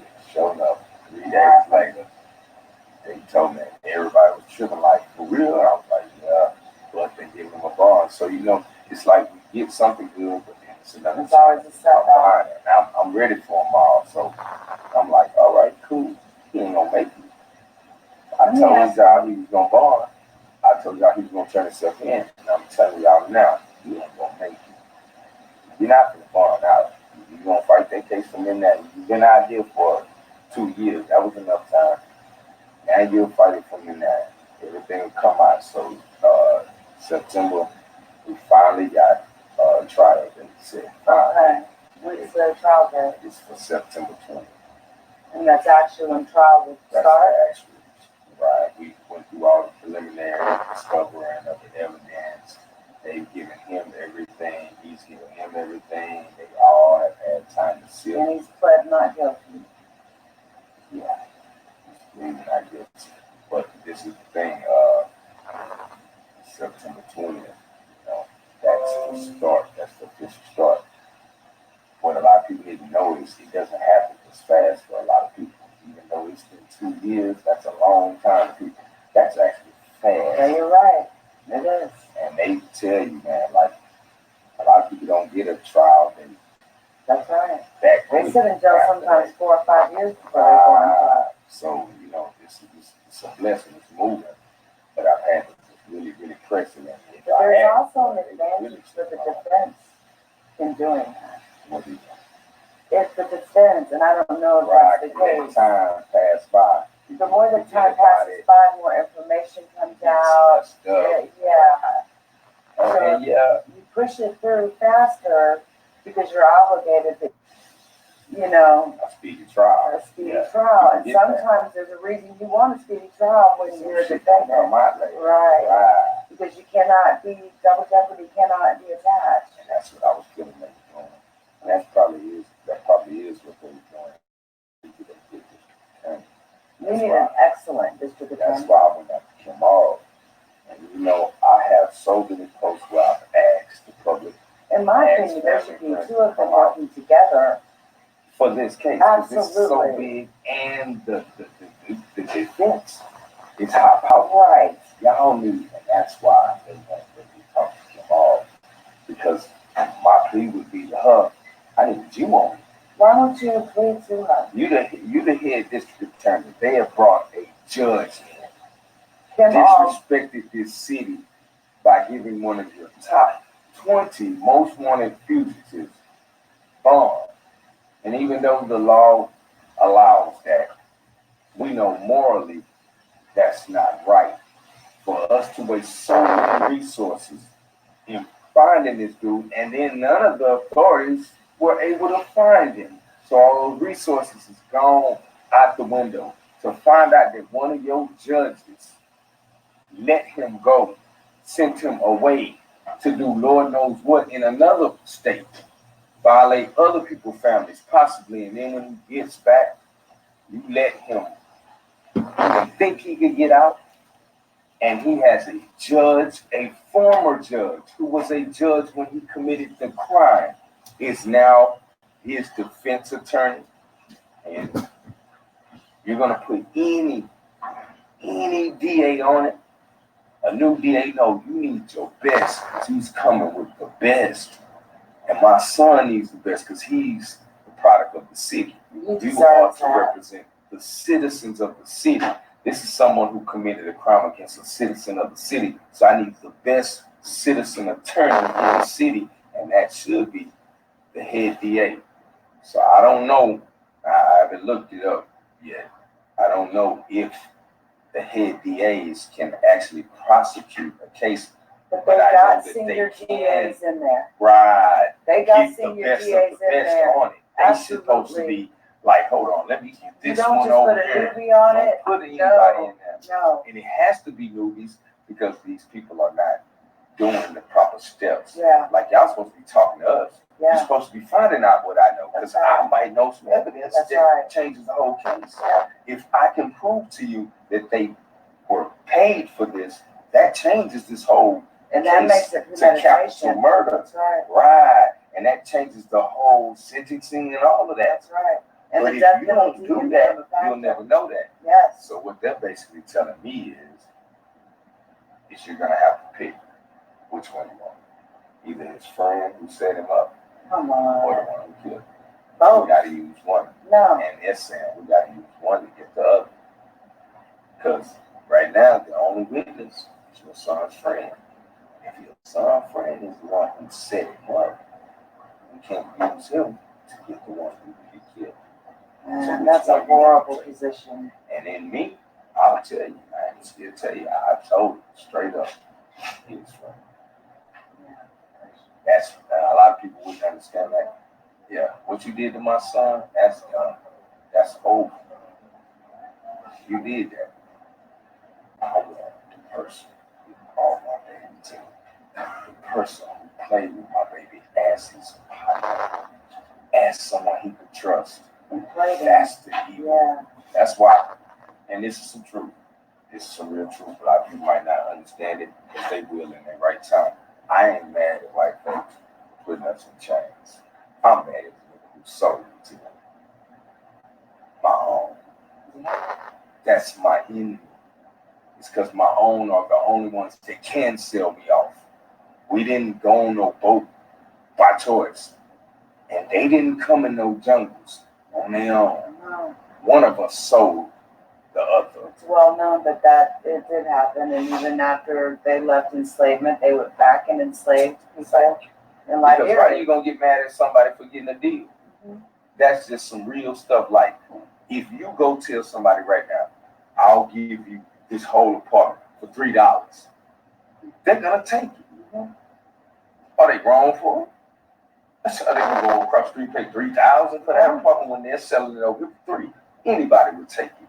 Right. You need to get mad at the one who sold it, because the one who sold it was people we trusted. Yeah. And those are the people that you have to hold accountable when they misuse your trust, because your trust is trust.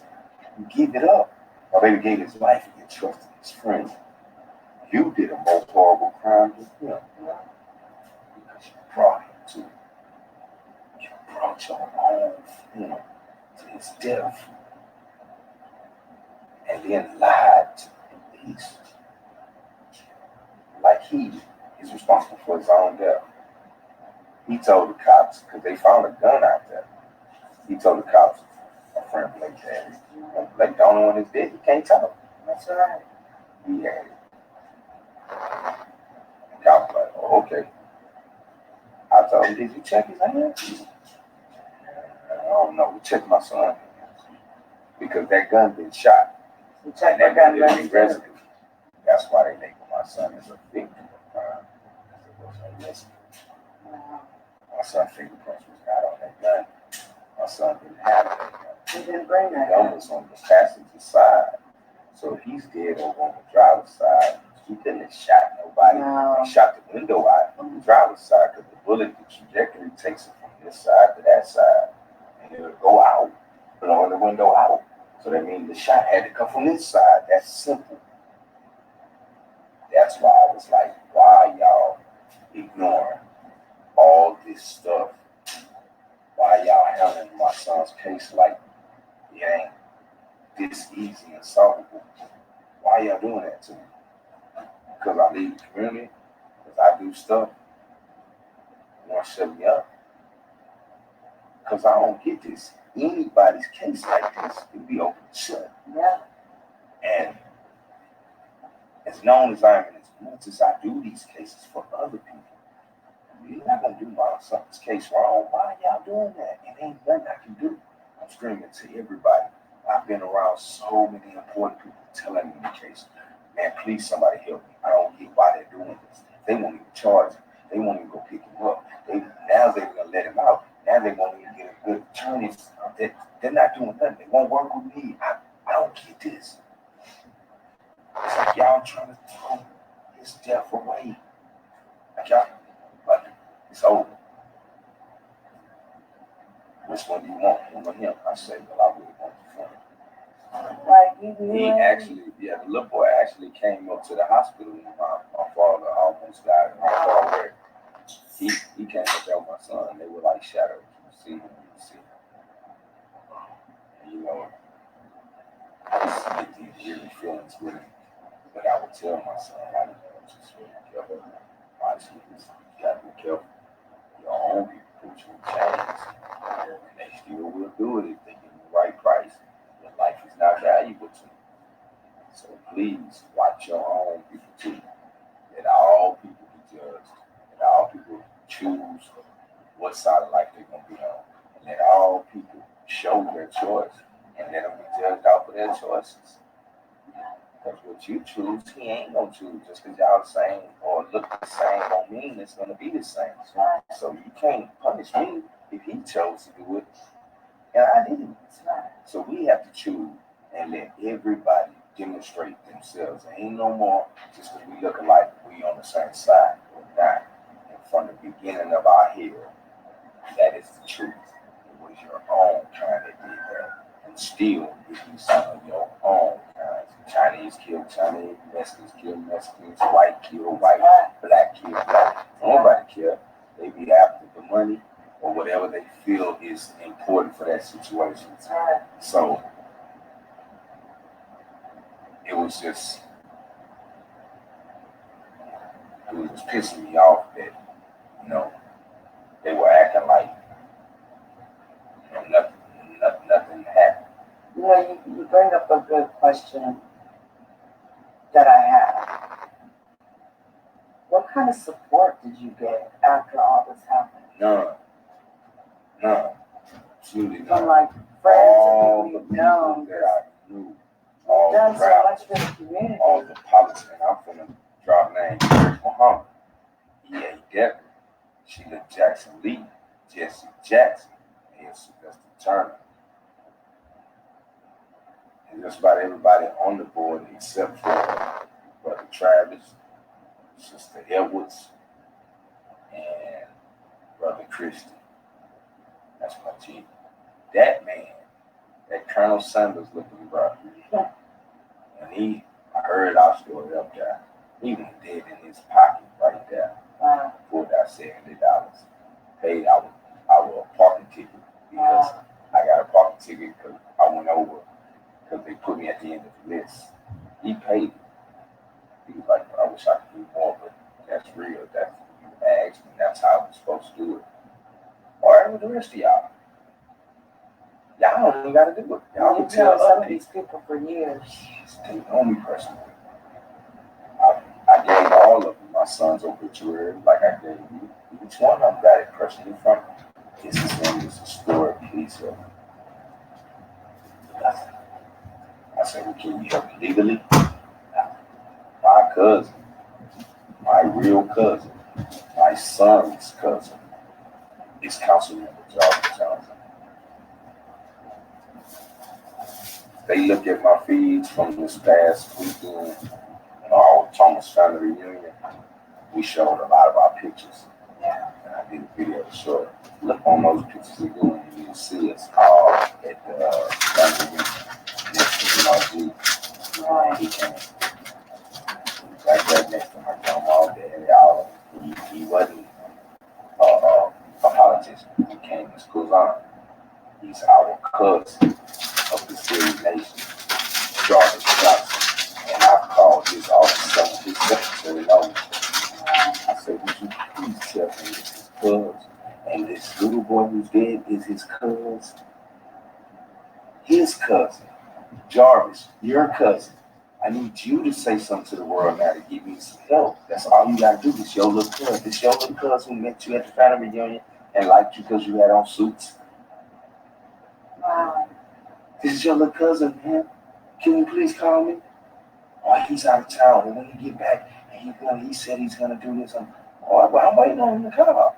Still ain't heard from him, bro. Family, right? So, Asked him. Nothing.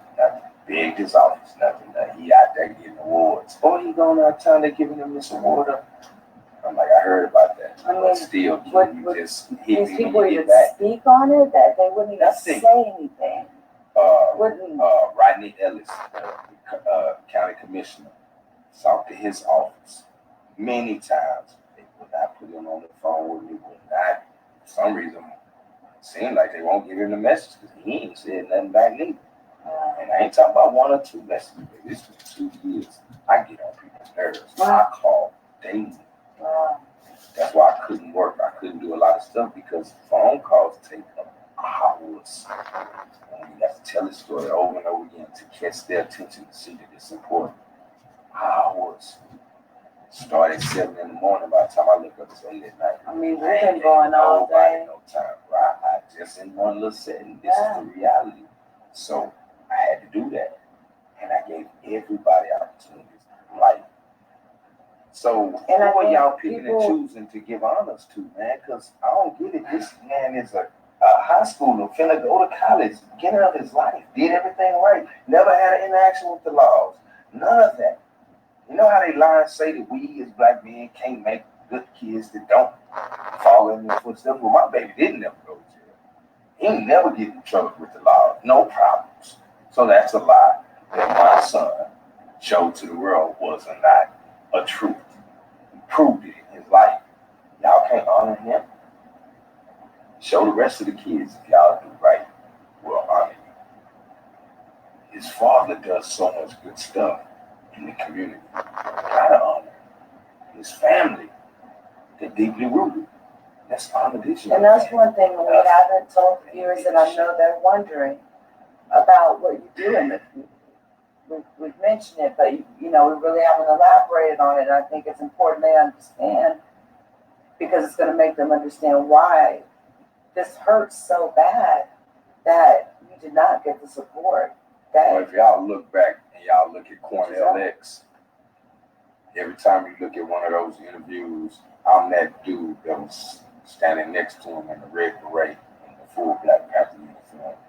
I am the Supreme General of the new Black Panther Nation.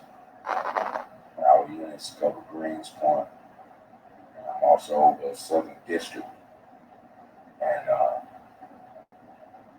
I protected Cornell X 3.5 years while we were trying to fix up the Greens Point community. We combined forces. He told us he was going to help. And so I protected him. I did many missions. I covered many stories. A lot of time people saw me on the news and didn't know that was me because they were so focused on him. I've covered the funerals. I've preached the funerals. I've done the searches. I've done the after-school programs.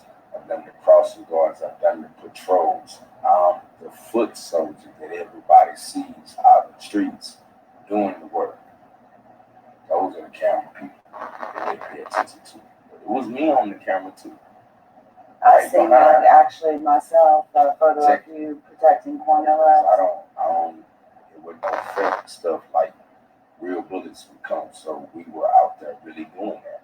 On for them cameras, we were out there to really protect. But that has been my job, and that's what I was doing, fixing up my community, where I live, where I was raised, all over. And if anybody's ever had a problem, they call me, and I've helped a lot of situations. Done a lot of advocacy. A lot of it, like a lot of the. Okay, well, I'll call the sheriff. Hey, man, what's going on? Brother Emmanuel, we need to know what happened. Okay, yeah, this is what happened. Okay, we're going to find this is what they say, and this is what we're going to do. All right, y'all ready? Let's go do it. A lot of that don't go to the news. It don't go to the public. People like Cornell get the credit for it. My punishment. It's my punishment for it. You know what I mean? That's the other thing that's talking to yourself is feeling guilty. That's one of those. Oh, I can see it. Not easy. I know. reason, I could have accepted murder. I could have accepted cancer. I could have accepted anything that you can have no choice of. But that way, I'm so glad I met you, man. I'm so glad. I just really, honestly, I think this. Sometimes I want to shut up. Sometimes I don't want to talk. And sometimes I start talking. I tell everything. That's what I'm saying. Like with second wind and staying woke, it's like I get sleepy and he get woke. So he and that's what I mean. That's just what I would think. It's just how I'm going to explain it to myself. That's why the way to therapy, it's just so. And really, in truth, I've been pushing this to its completion. I feel like I can't go to sleep yet until it's all done and the completion of this trial is done, and the sentence is done. I get to say what I need to say to myself. Then, maybe, oh no, I know I'm here. And I will go because it's already done. What is done to them, we will held accountable for it. And we'll honor him the rest of our life. That's it. That's all we can do in these situations. It's true. And I've never seen a more dedicated father than this man in my life. I mean, it's just amazing to me. I've never seen anyone like him. Ever. It's just amazing to me. It's like stuff that I would do if it was my child. But you just got a certain way about you where you just ain't gonna, you're not gonna take no bull crap. You ain't trying to hear that. This, that, and that's, I mean, I'm the same way. But it's just, like, we don't have many men that are like that. And it's so refreshing to sit here and witness this. Although it's not refreshing to witness it in the situation that it's happening. But you can apply those good traits that you got in other areas in your life. Which you already do, I can tell. That's very,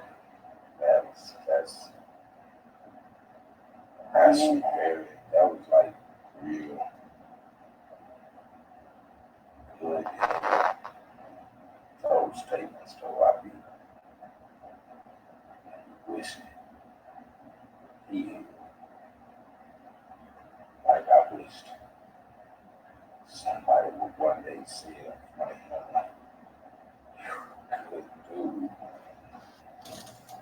So he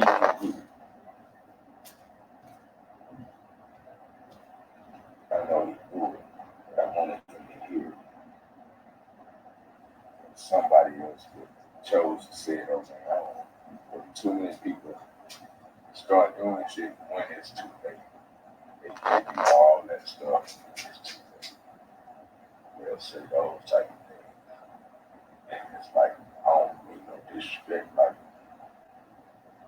I'm not thankful for you saying that. It's like, I hate hearing that. I'm saying, because, like I told you, the one I did it all for, I want you to fucking see it. Oh, let's see this video.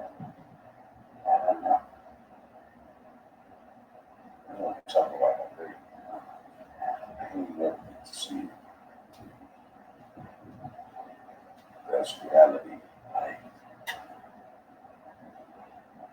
Regardless of whatever went on when you was growing up, whatever type of father you was during that time, you couldn't take it's that back, you know. It's the same. It ain't like I made mistakes or something. It's like I wish when I heard somebody get it. I gotta hear so much now. And when I wanted to hear it, I couldn't. But I ain't been no different. I ain't been no different. And then I did all of it. Because that's all I saw. That's all that was happening to me. It's those type of men. Yes, me, yes, don't be, don't be. So that's what I do. That's all You are of the old creed, and there's not many like you. And I know that I feel like I found a lifelong friend in you. You know, I like to be around honest, good people. I don't have many friends. I hate it's under these circumstances, but I'm gonna help you out however I can, and I don't have any motive. Yeah, But just to do the right thing. So, yeah, I haven't asked a lot of people. Like he says, but shit, you bro, I hate all that so much. You were the one I was really looking forward to speaking to.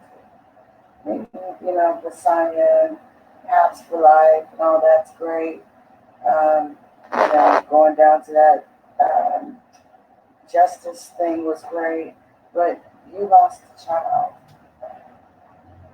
And I've seen your videos. I told you, I watched them for 2 weeks before I decided to even reach out to you. And your videos touched my heart. I knew then, I'm looking at a man that's in a lot of pain still. This happened in 2017. And I paid attention to what you were saying. So I was like, I didn't know if you'd even want to talk about it. But I just feel like if there's anything I can do, like bring attention to certain things, like some of this bull crap with Tommorow or some of this other stuff that goes on, then I do it. Because it's the right thing to do. Like, I feel it's so beyond wrong. That's why I'm just Like, what the hell is wrong with you, Tommorow? glad you. Man, I'm glad my queen is still here. Man, I'm glad y'all still here. Y'all can see through that shit. Yeah. So many of us do not see through that shit.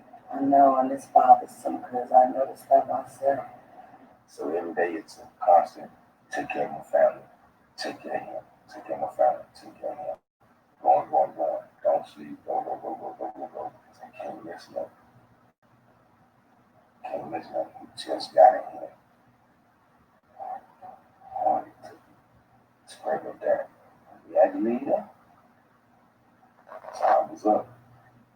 We came up with it. Just enough to get used to it. Like, all right, I gotta get back on work. But we're getting closer and closer to the finality of this situation. We finally got the trial date, September, so we know by November 5th, we'll know What's going to be? going on. We'll know how much time we got. If he's going to plead not guilty and... We'll know the finish of it. Yeah. Everything will just start September 20th. You know, a month at the longest. I ain't never seen a trial go over a month, but a month at the longest, it will all be done. So by his next death date coming up November 5th, we'll know what happened with his killer. And that's when I was like, well, we're at that point now, so now I got to get back into taking care of the family. My daughters, we're going to go back. She's going to go back to school. I have not been up there to see her for the summer. I'm like, man, I just want to go and see her before she go back to school, man. And we just, you know, spend a couple days up there with her because she deserves it. She's like, man, you know, and I'm feeling like, well, how am I helping somebody else? And I can't even help her more. But they're here. That's the only reason I can help. It ain't like I came from New York and Texas to help her live. Right. She stays here. So, of course. And there were people that came from all over. They did that.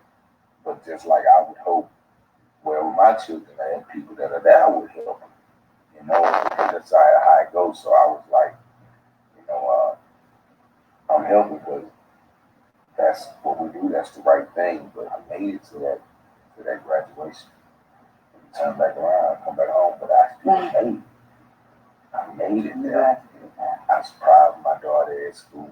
I bet she was surprised. And all she wanted, you know, would be to come up after school for lunch, and I came. And I gave her what she wanted. And she was like, Daddy, just, you know, you were walking down after summer, here. And I'm like, yeah, I got you. Somebody gonna come and see you. So we spent some time with Daddy. I know what you want to do. You know, like, she wants to talk about her brother. She wants to really get into it without us having to, okay, Daddy gotta leave right now. Yeah. Go back on the plane right now. Like a rush. You know, that's why I was like, I just need 5 days. See, that's enough time for y'all to all cry, all that. Y'all work it out. Go to a therapist. Absolutely. You know, all type of things. Figure out how you're going to go forward with this. Right. I know where they're going to go with it after I leave. When I'm coming back, they got to stay there. I need to leave them with a program they can continue to work to keep that therapy going. But if I can't even address this, I can't even do this because finances hurt. But I did so much work for everybody else. I got to stop like I have another day. But still, they're having this summer. And this is true. This is summer. I'm not saying this is about me personally. This is what death brings out. I'm saying it's everything. They have to suffer what somebody else did. Had that boy hadn't did that to my son, I wouldn't be like I am right now. And I'm damn sure be different to my daughters. We wouldn't have to be going through no therapy. I wouldn't have to meet people up there. So, you know, it's just everything would have been different. But it's not. It's a life altering, man. That's all I want. So no, this I want to say this first off, and I know my followers are going to be saying this in the comments.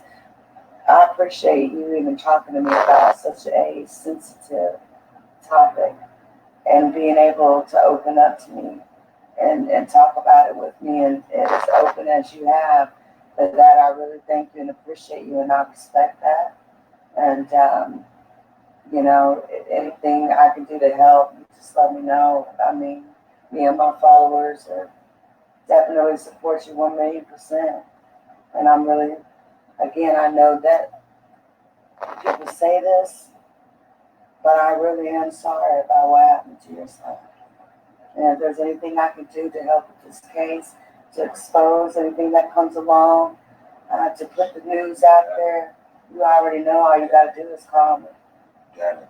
Oh, well, I'm not done. I know you. I'm not done. That's what I'm saying. There's a funeral director I want to find. Oh, we going. Oh, yeah, we going. And we still got to talk about that. And, you know, so I've got to come back down. I know, that's what I'm saying. We literally, when I say it to y'all, me and Emmanuel have been talking all day, okay? What time is it? Was it 2 in the morning, maybe?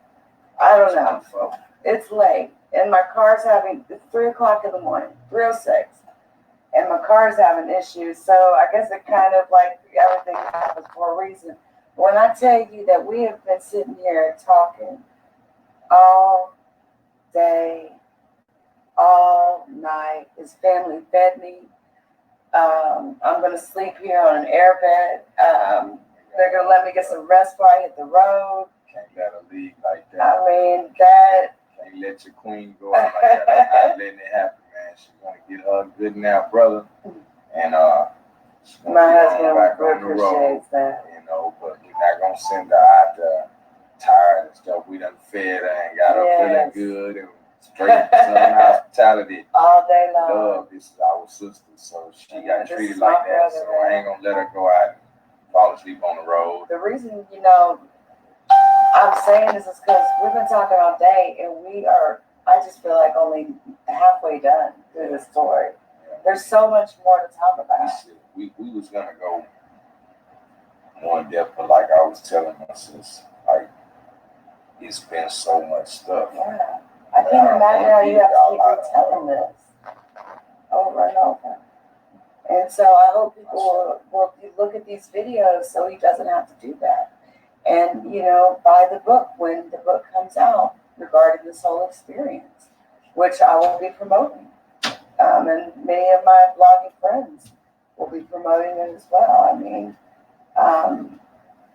I see a man that is hurting, and you know, I'm going to give my own commentary, and I do that alone, but I can say that to you in front of you. And I see a man that is really fought for his son. And I wish we had more fathers like you, man. I do. I really do. I really do. And I appreciate you. I'm a product of greatness because I'm imitating what I saw. I'm only a product of the learned behavior. And so since I have great men in my life that imitate that, I have to do the same for others. And I'm saying that to say, so many times they say that we don't exist, but we do. And it's so many people. I wanted to say everybody, but I can say everybody. It's so many people. They think about it. They had a good granddaddy, a good uncle, a good postman, a good preacher, a good coach. It was some man out there that was good. So we have to show them that they exist. They still exist. Yeah. They sometimes they carry a lot of weight. You'll be seeing them smiling and not knowing it. But there's a lot of pain on the inside. And it's pain you can't get rid of it. Like I tell you, they're gonna come back. So all you do is learn to live with your faith now. That's it. And appreciate them way more.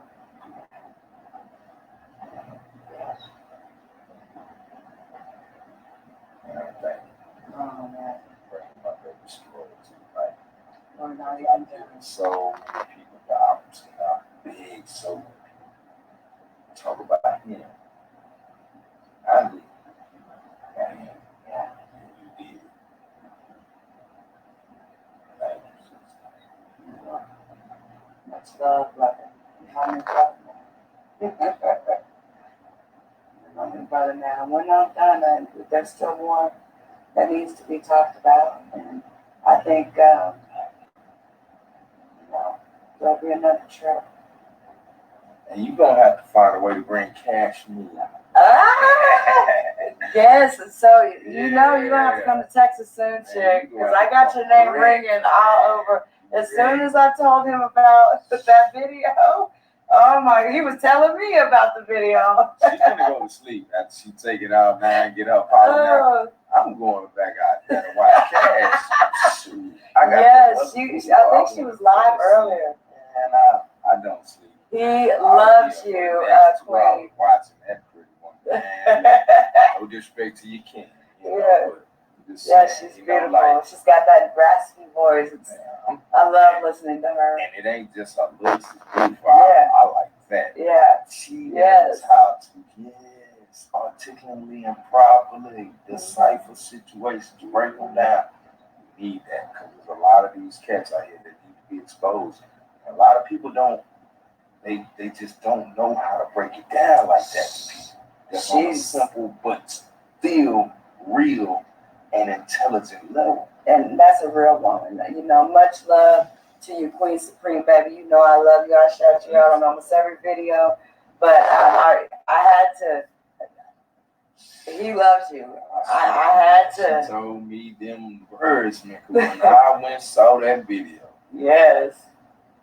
Lord, I fell in love with this woman.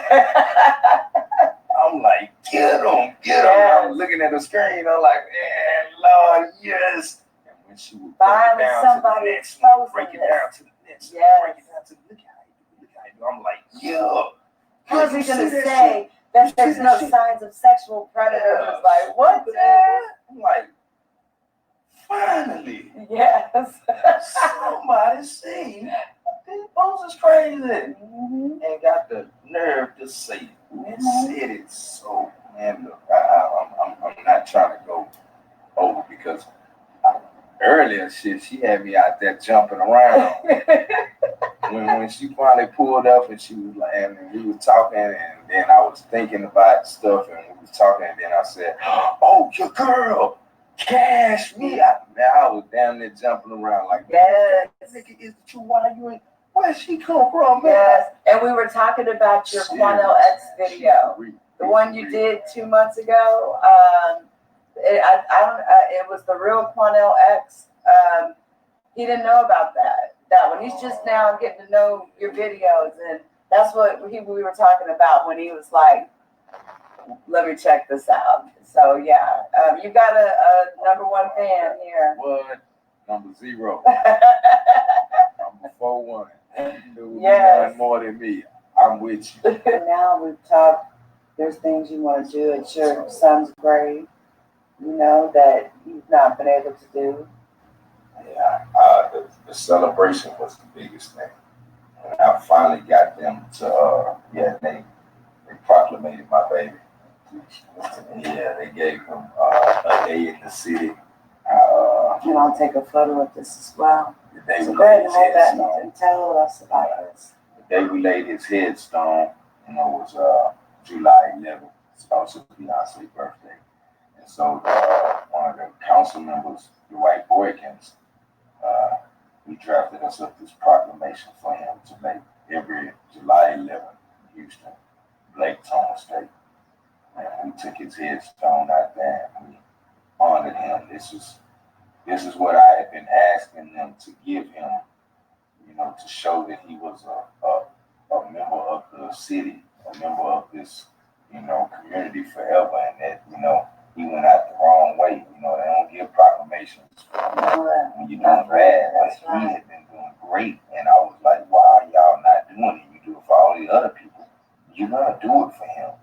This is for his family members. You're gonna bless him because he was a good citizen of this city.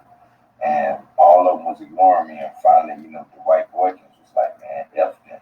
I'm not gonna, sit around and watch them ignoring you. He said, I'll do it for you. And there it is. He drafted it up. Signed even the word District D. Where it says, Blake was very talented and had a soul that drew people to him just by his spirit. There was not a time in England you may have had with Blake that he did not incorporate his knowledge that would help you with your daily life. He had dreams and aspirations that reached much further than he was able to obtain due to his tragic and very untimely death. On November the 5th, 2017, his life was taken, all in caps, and his family's lives have never been the same. Blake will be greatly missed by his parents, Emmanuel Thomas and Fiona Allen, along with Theory family, the Dixon family, Thomas family, and Allen family. Therefore, I, Dwight A. Boykins, council member of the City of Houston, do hereby proclaim July 11th, 2019, Blake Thomas Day. How'd you feel when you got this? Well, everybody saw me go pick it up. See, that's another thing, Most of the time when you get these things, they make a big ceremony. Right. They call you down to the city. I mean, the city wants to honor you. The city wants, we got to go. So yeah, exactly. It's better than a whole lot of their proclamations. But it's the thing, how they did Jasmine and how they do all these other people. They make this big deal for a proclamation, and they hadn't did that for my son, so I had to go get his proclamation, and I got it without all those cameras. And I went and picked it up like a normal thing. It was in an envelope in the little sleeve, and they put it down at the desk, and I just walked in there, and you got something for Emmanuel Thomas, and I got it.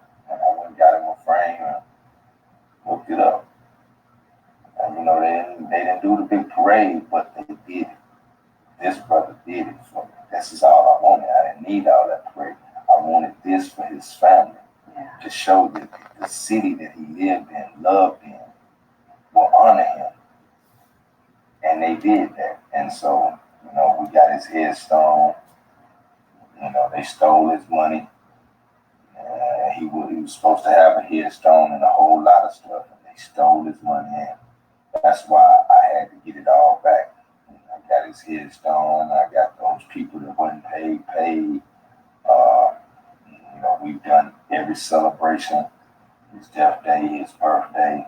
I've been at every court hearing, talked to every prosecutor, every private meeting. But the day he did this, July 11th, that Thursday, we were laying the headstone. I had paid Coquia to have me 80 balloons for us to do a balloon release. I was going to present the proclamation to the family that came. I invited everybody. I was going to have the balloons out there. We had our shirts. I was going to have the food people out there and feed everybody that came. And the church sunrise was supposed to come out and have some good musical inspiration for us. We were going to make it an all-day party out there with him. Wow. And we got the escort. The white boy also gave us an escort. Got us a two motorcycle escort. Nice. We went across the city, shut all traffic down, bringing the king his throne. Nice. And when we pulled up, nothing was there. Nothing was there. Coquia brought nothing. No balloons. The church didn't show up. Of course, I knew the food didn't show up. But I called Coquia as soon as I pulled up. Because as soon as I pulled up, I was supposed to see red everywhere. Right. But that was his color. Right. So they were supposed to decorate the canopy that's right next to his grave, with the balloons and all that. And then when we were done, present the proclamation. And you wanted it there when you arrived. When we arrived. Yeah. All that night, I asked them the night before if I need to come get them or anything, because I needed that. It has to. I need this to be, for me, I need this to be like what we didn't get to see last year and what I didn't get to be at. I need this moment to be like that. So I want to see this color when we come around that corner.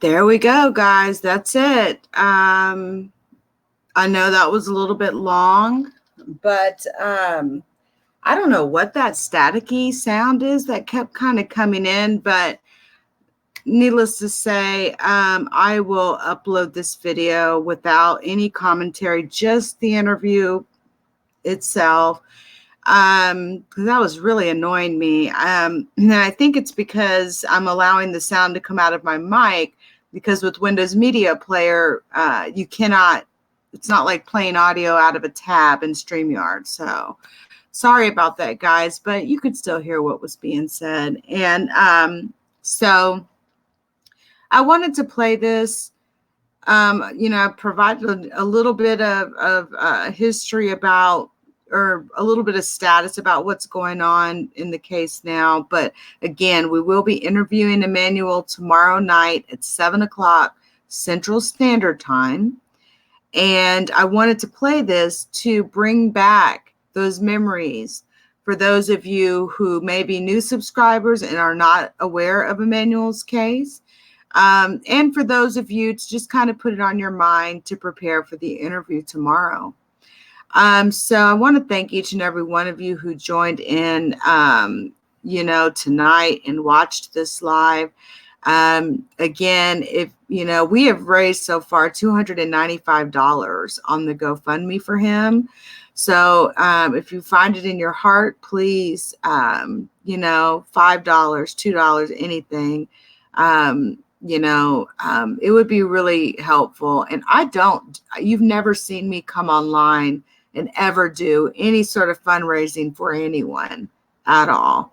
So just know that this is a genuine fundraising situation. I did it on GoFundMe, so there would be no questions. And already donated the amount of super chats already before this live, even before that video even ended. But shout out to Queen Supreme, by the way, for, she not only restreamed a portion of this, but she also, with permission, of course, not everybody gets that privilege, but Queen does. She also showed, and you guys need to go check out her channel. She showed a couple of other videos where like Emmanuel would call the police officer about, who was investigating, the homicide detective. And the guy was a total asshole to him. It's like he did not care. And so just, what he has been through has not only just affected him, but his entire family. And he does have other children. And he really wants to get together with his children and do something with them. And if there's anything that we can do over here, Queen Supreme has been helping to help fundraise. I'm helping. If anyone knows a bigger content creator or someone that has any connection at all to anyone that can help bring more awareness to this case, to try to apply some pressure, because what we are going to find out is if this case was dismissed with or without prejudice. And that's going to make a big difference on whether or not charges can be refiled against Brian. Hopefully, they were dismissed in a manner that if more evidence is found, charges can be refiled, because I see an escalation in his arrest record, where he seems to be escalating in regards to how serious his crimes are. So, the GoFundMe is going to be up. I didn't even put a time frame on it. I don't even know if you can. I just put it up. I put a goal on there. Because plane tickets would need to be purchased and that sort of a thing. And so any help that can be provided, I know that Emmanuel will appreciate it. He will. So anyway, guys, thanks for joining the live. I'm going to go ahead and end it at this time. I'll upload just the interview portion to my channel. It'll be probably tomorrow sometime, but be there or be square, 7 o'clock tomorrow for that exclusive interview, and we will find out a lot from Emmanuel when we can sit down, ask him questions. Queen and I will be interviewing him for you guys, and we'll both be streaming. Let's pray for him as well. If you're a believer, and whatever religion you believe in, I'll be praying for you, Emmanuel, and you're definitely on my mind. So thank you, everybody. Thank you to those who've donated on the GoFundMe already. And thanks to those who also donated via the super chats. I went ahead and applied that to the GoFundMe for my donation. So thank you, everybody. And I will, I'll see you guys tomorrow. You guys have a great day, okay? Or what am I talking about? Have a great night. All right, guys. Talk to you later.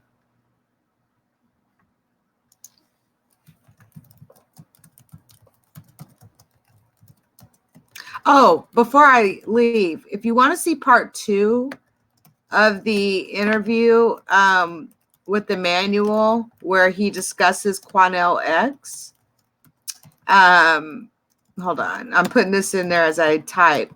He discusses Quanell X, Coquia, because he actually grew up with Coquia. who else? Brittany Bowens and Darian Vince. He has a lot of knowledge on the Malia Davis case. So you can watch part 2 of that. There's over 6,000 views on that particular interview, or that part 2 interview. I'm trying to find the link. Give me a second. Let me find the link, because I want you guys, I want to put that in here, not only just for the YouTube chat, but as you guys know, I stream to multiple platforms at one time. So let me just grab the link really quick and put part 2 in here for those that may want to go watch that. Let's see here, part 2. Here it is. Copy link. And I'm going to put this in here for those that are watching on other platforms and you want to see part 2 of the interview where he does discuss, you know, all of those things. And he gets deep. He gets deep. So anyway, guys, much love to you guys. And again, I do appreciate it. Y'all take care. I'll talk to you later.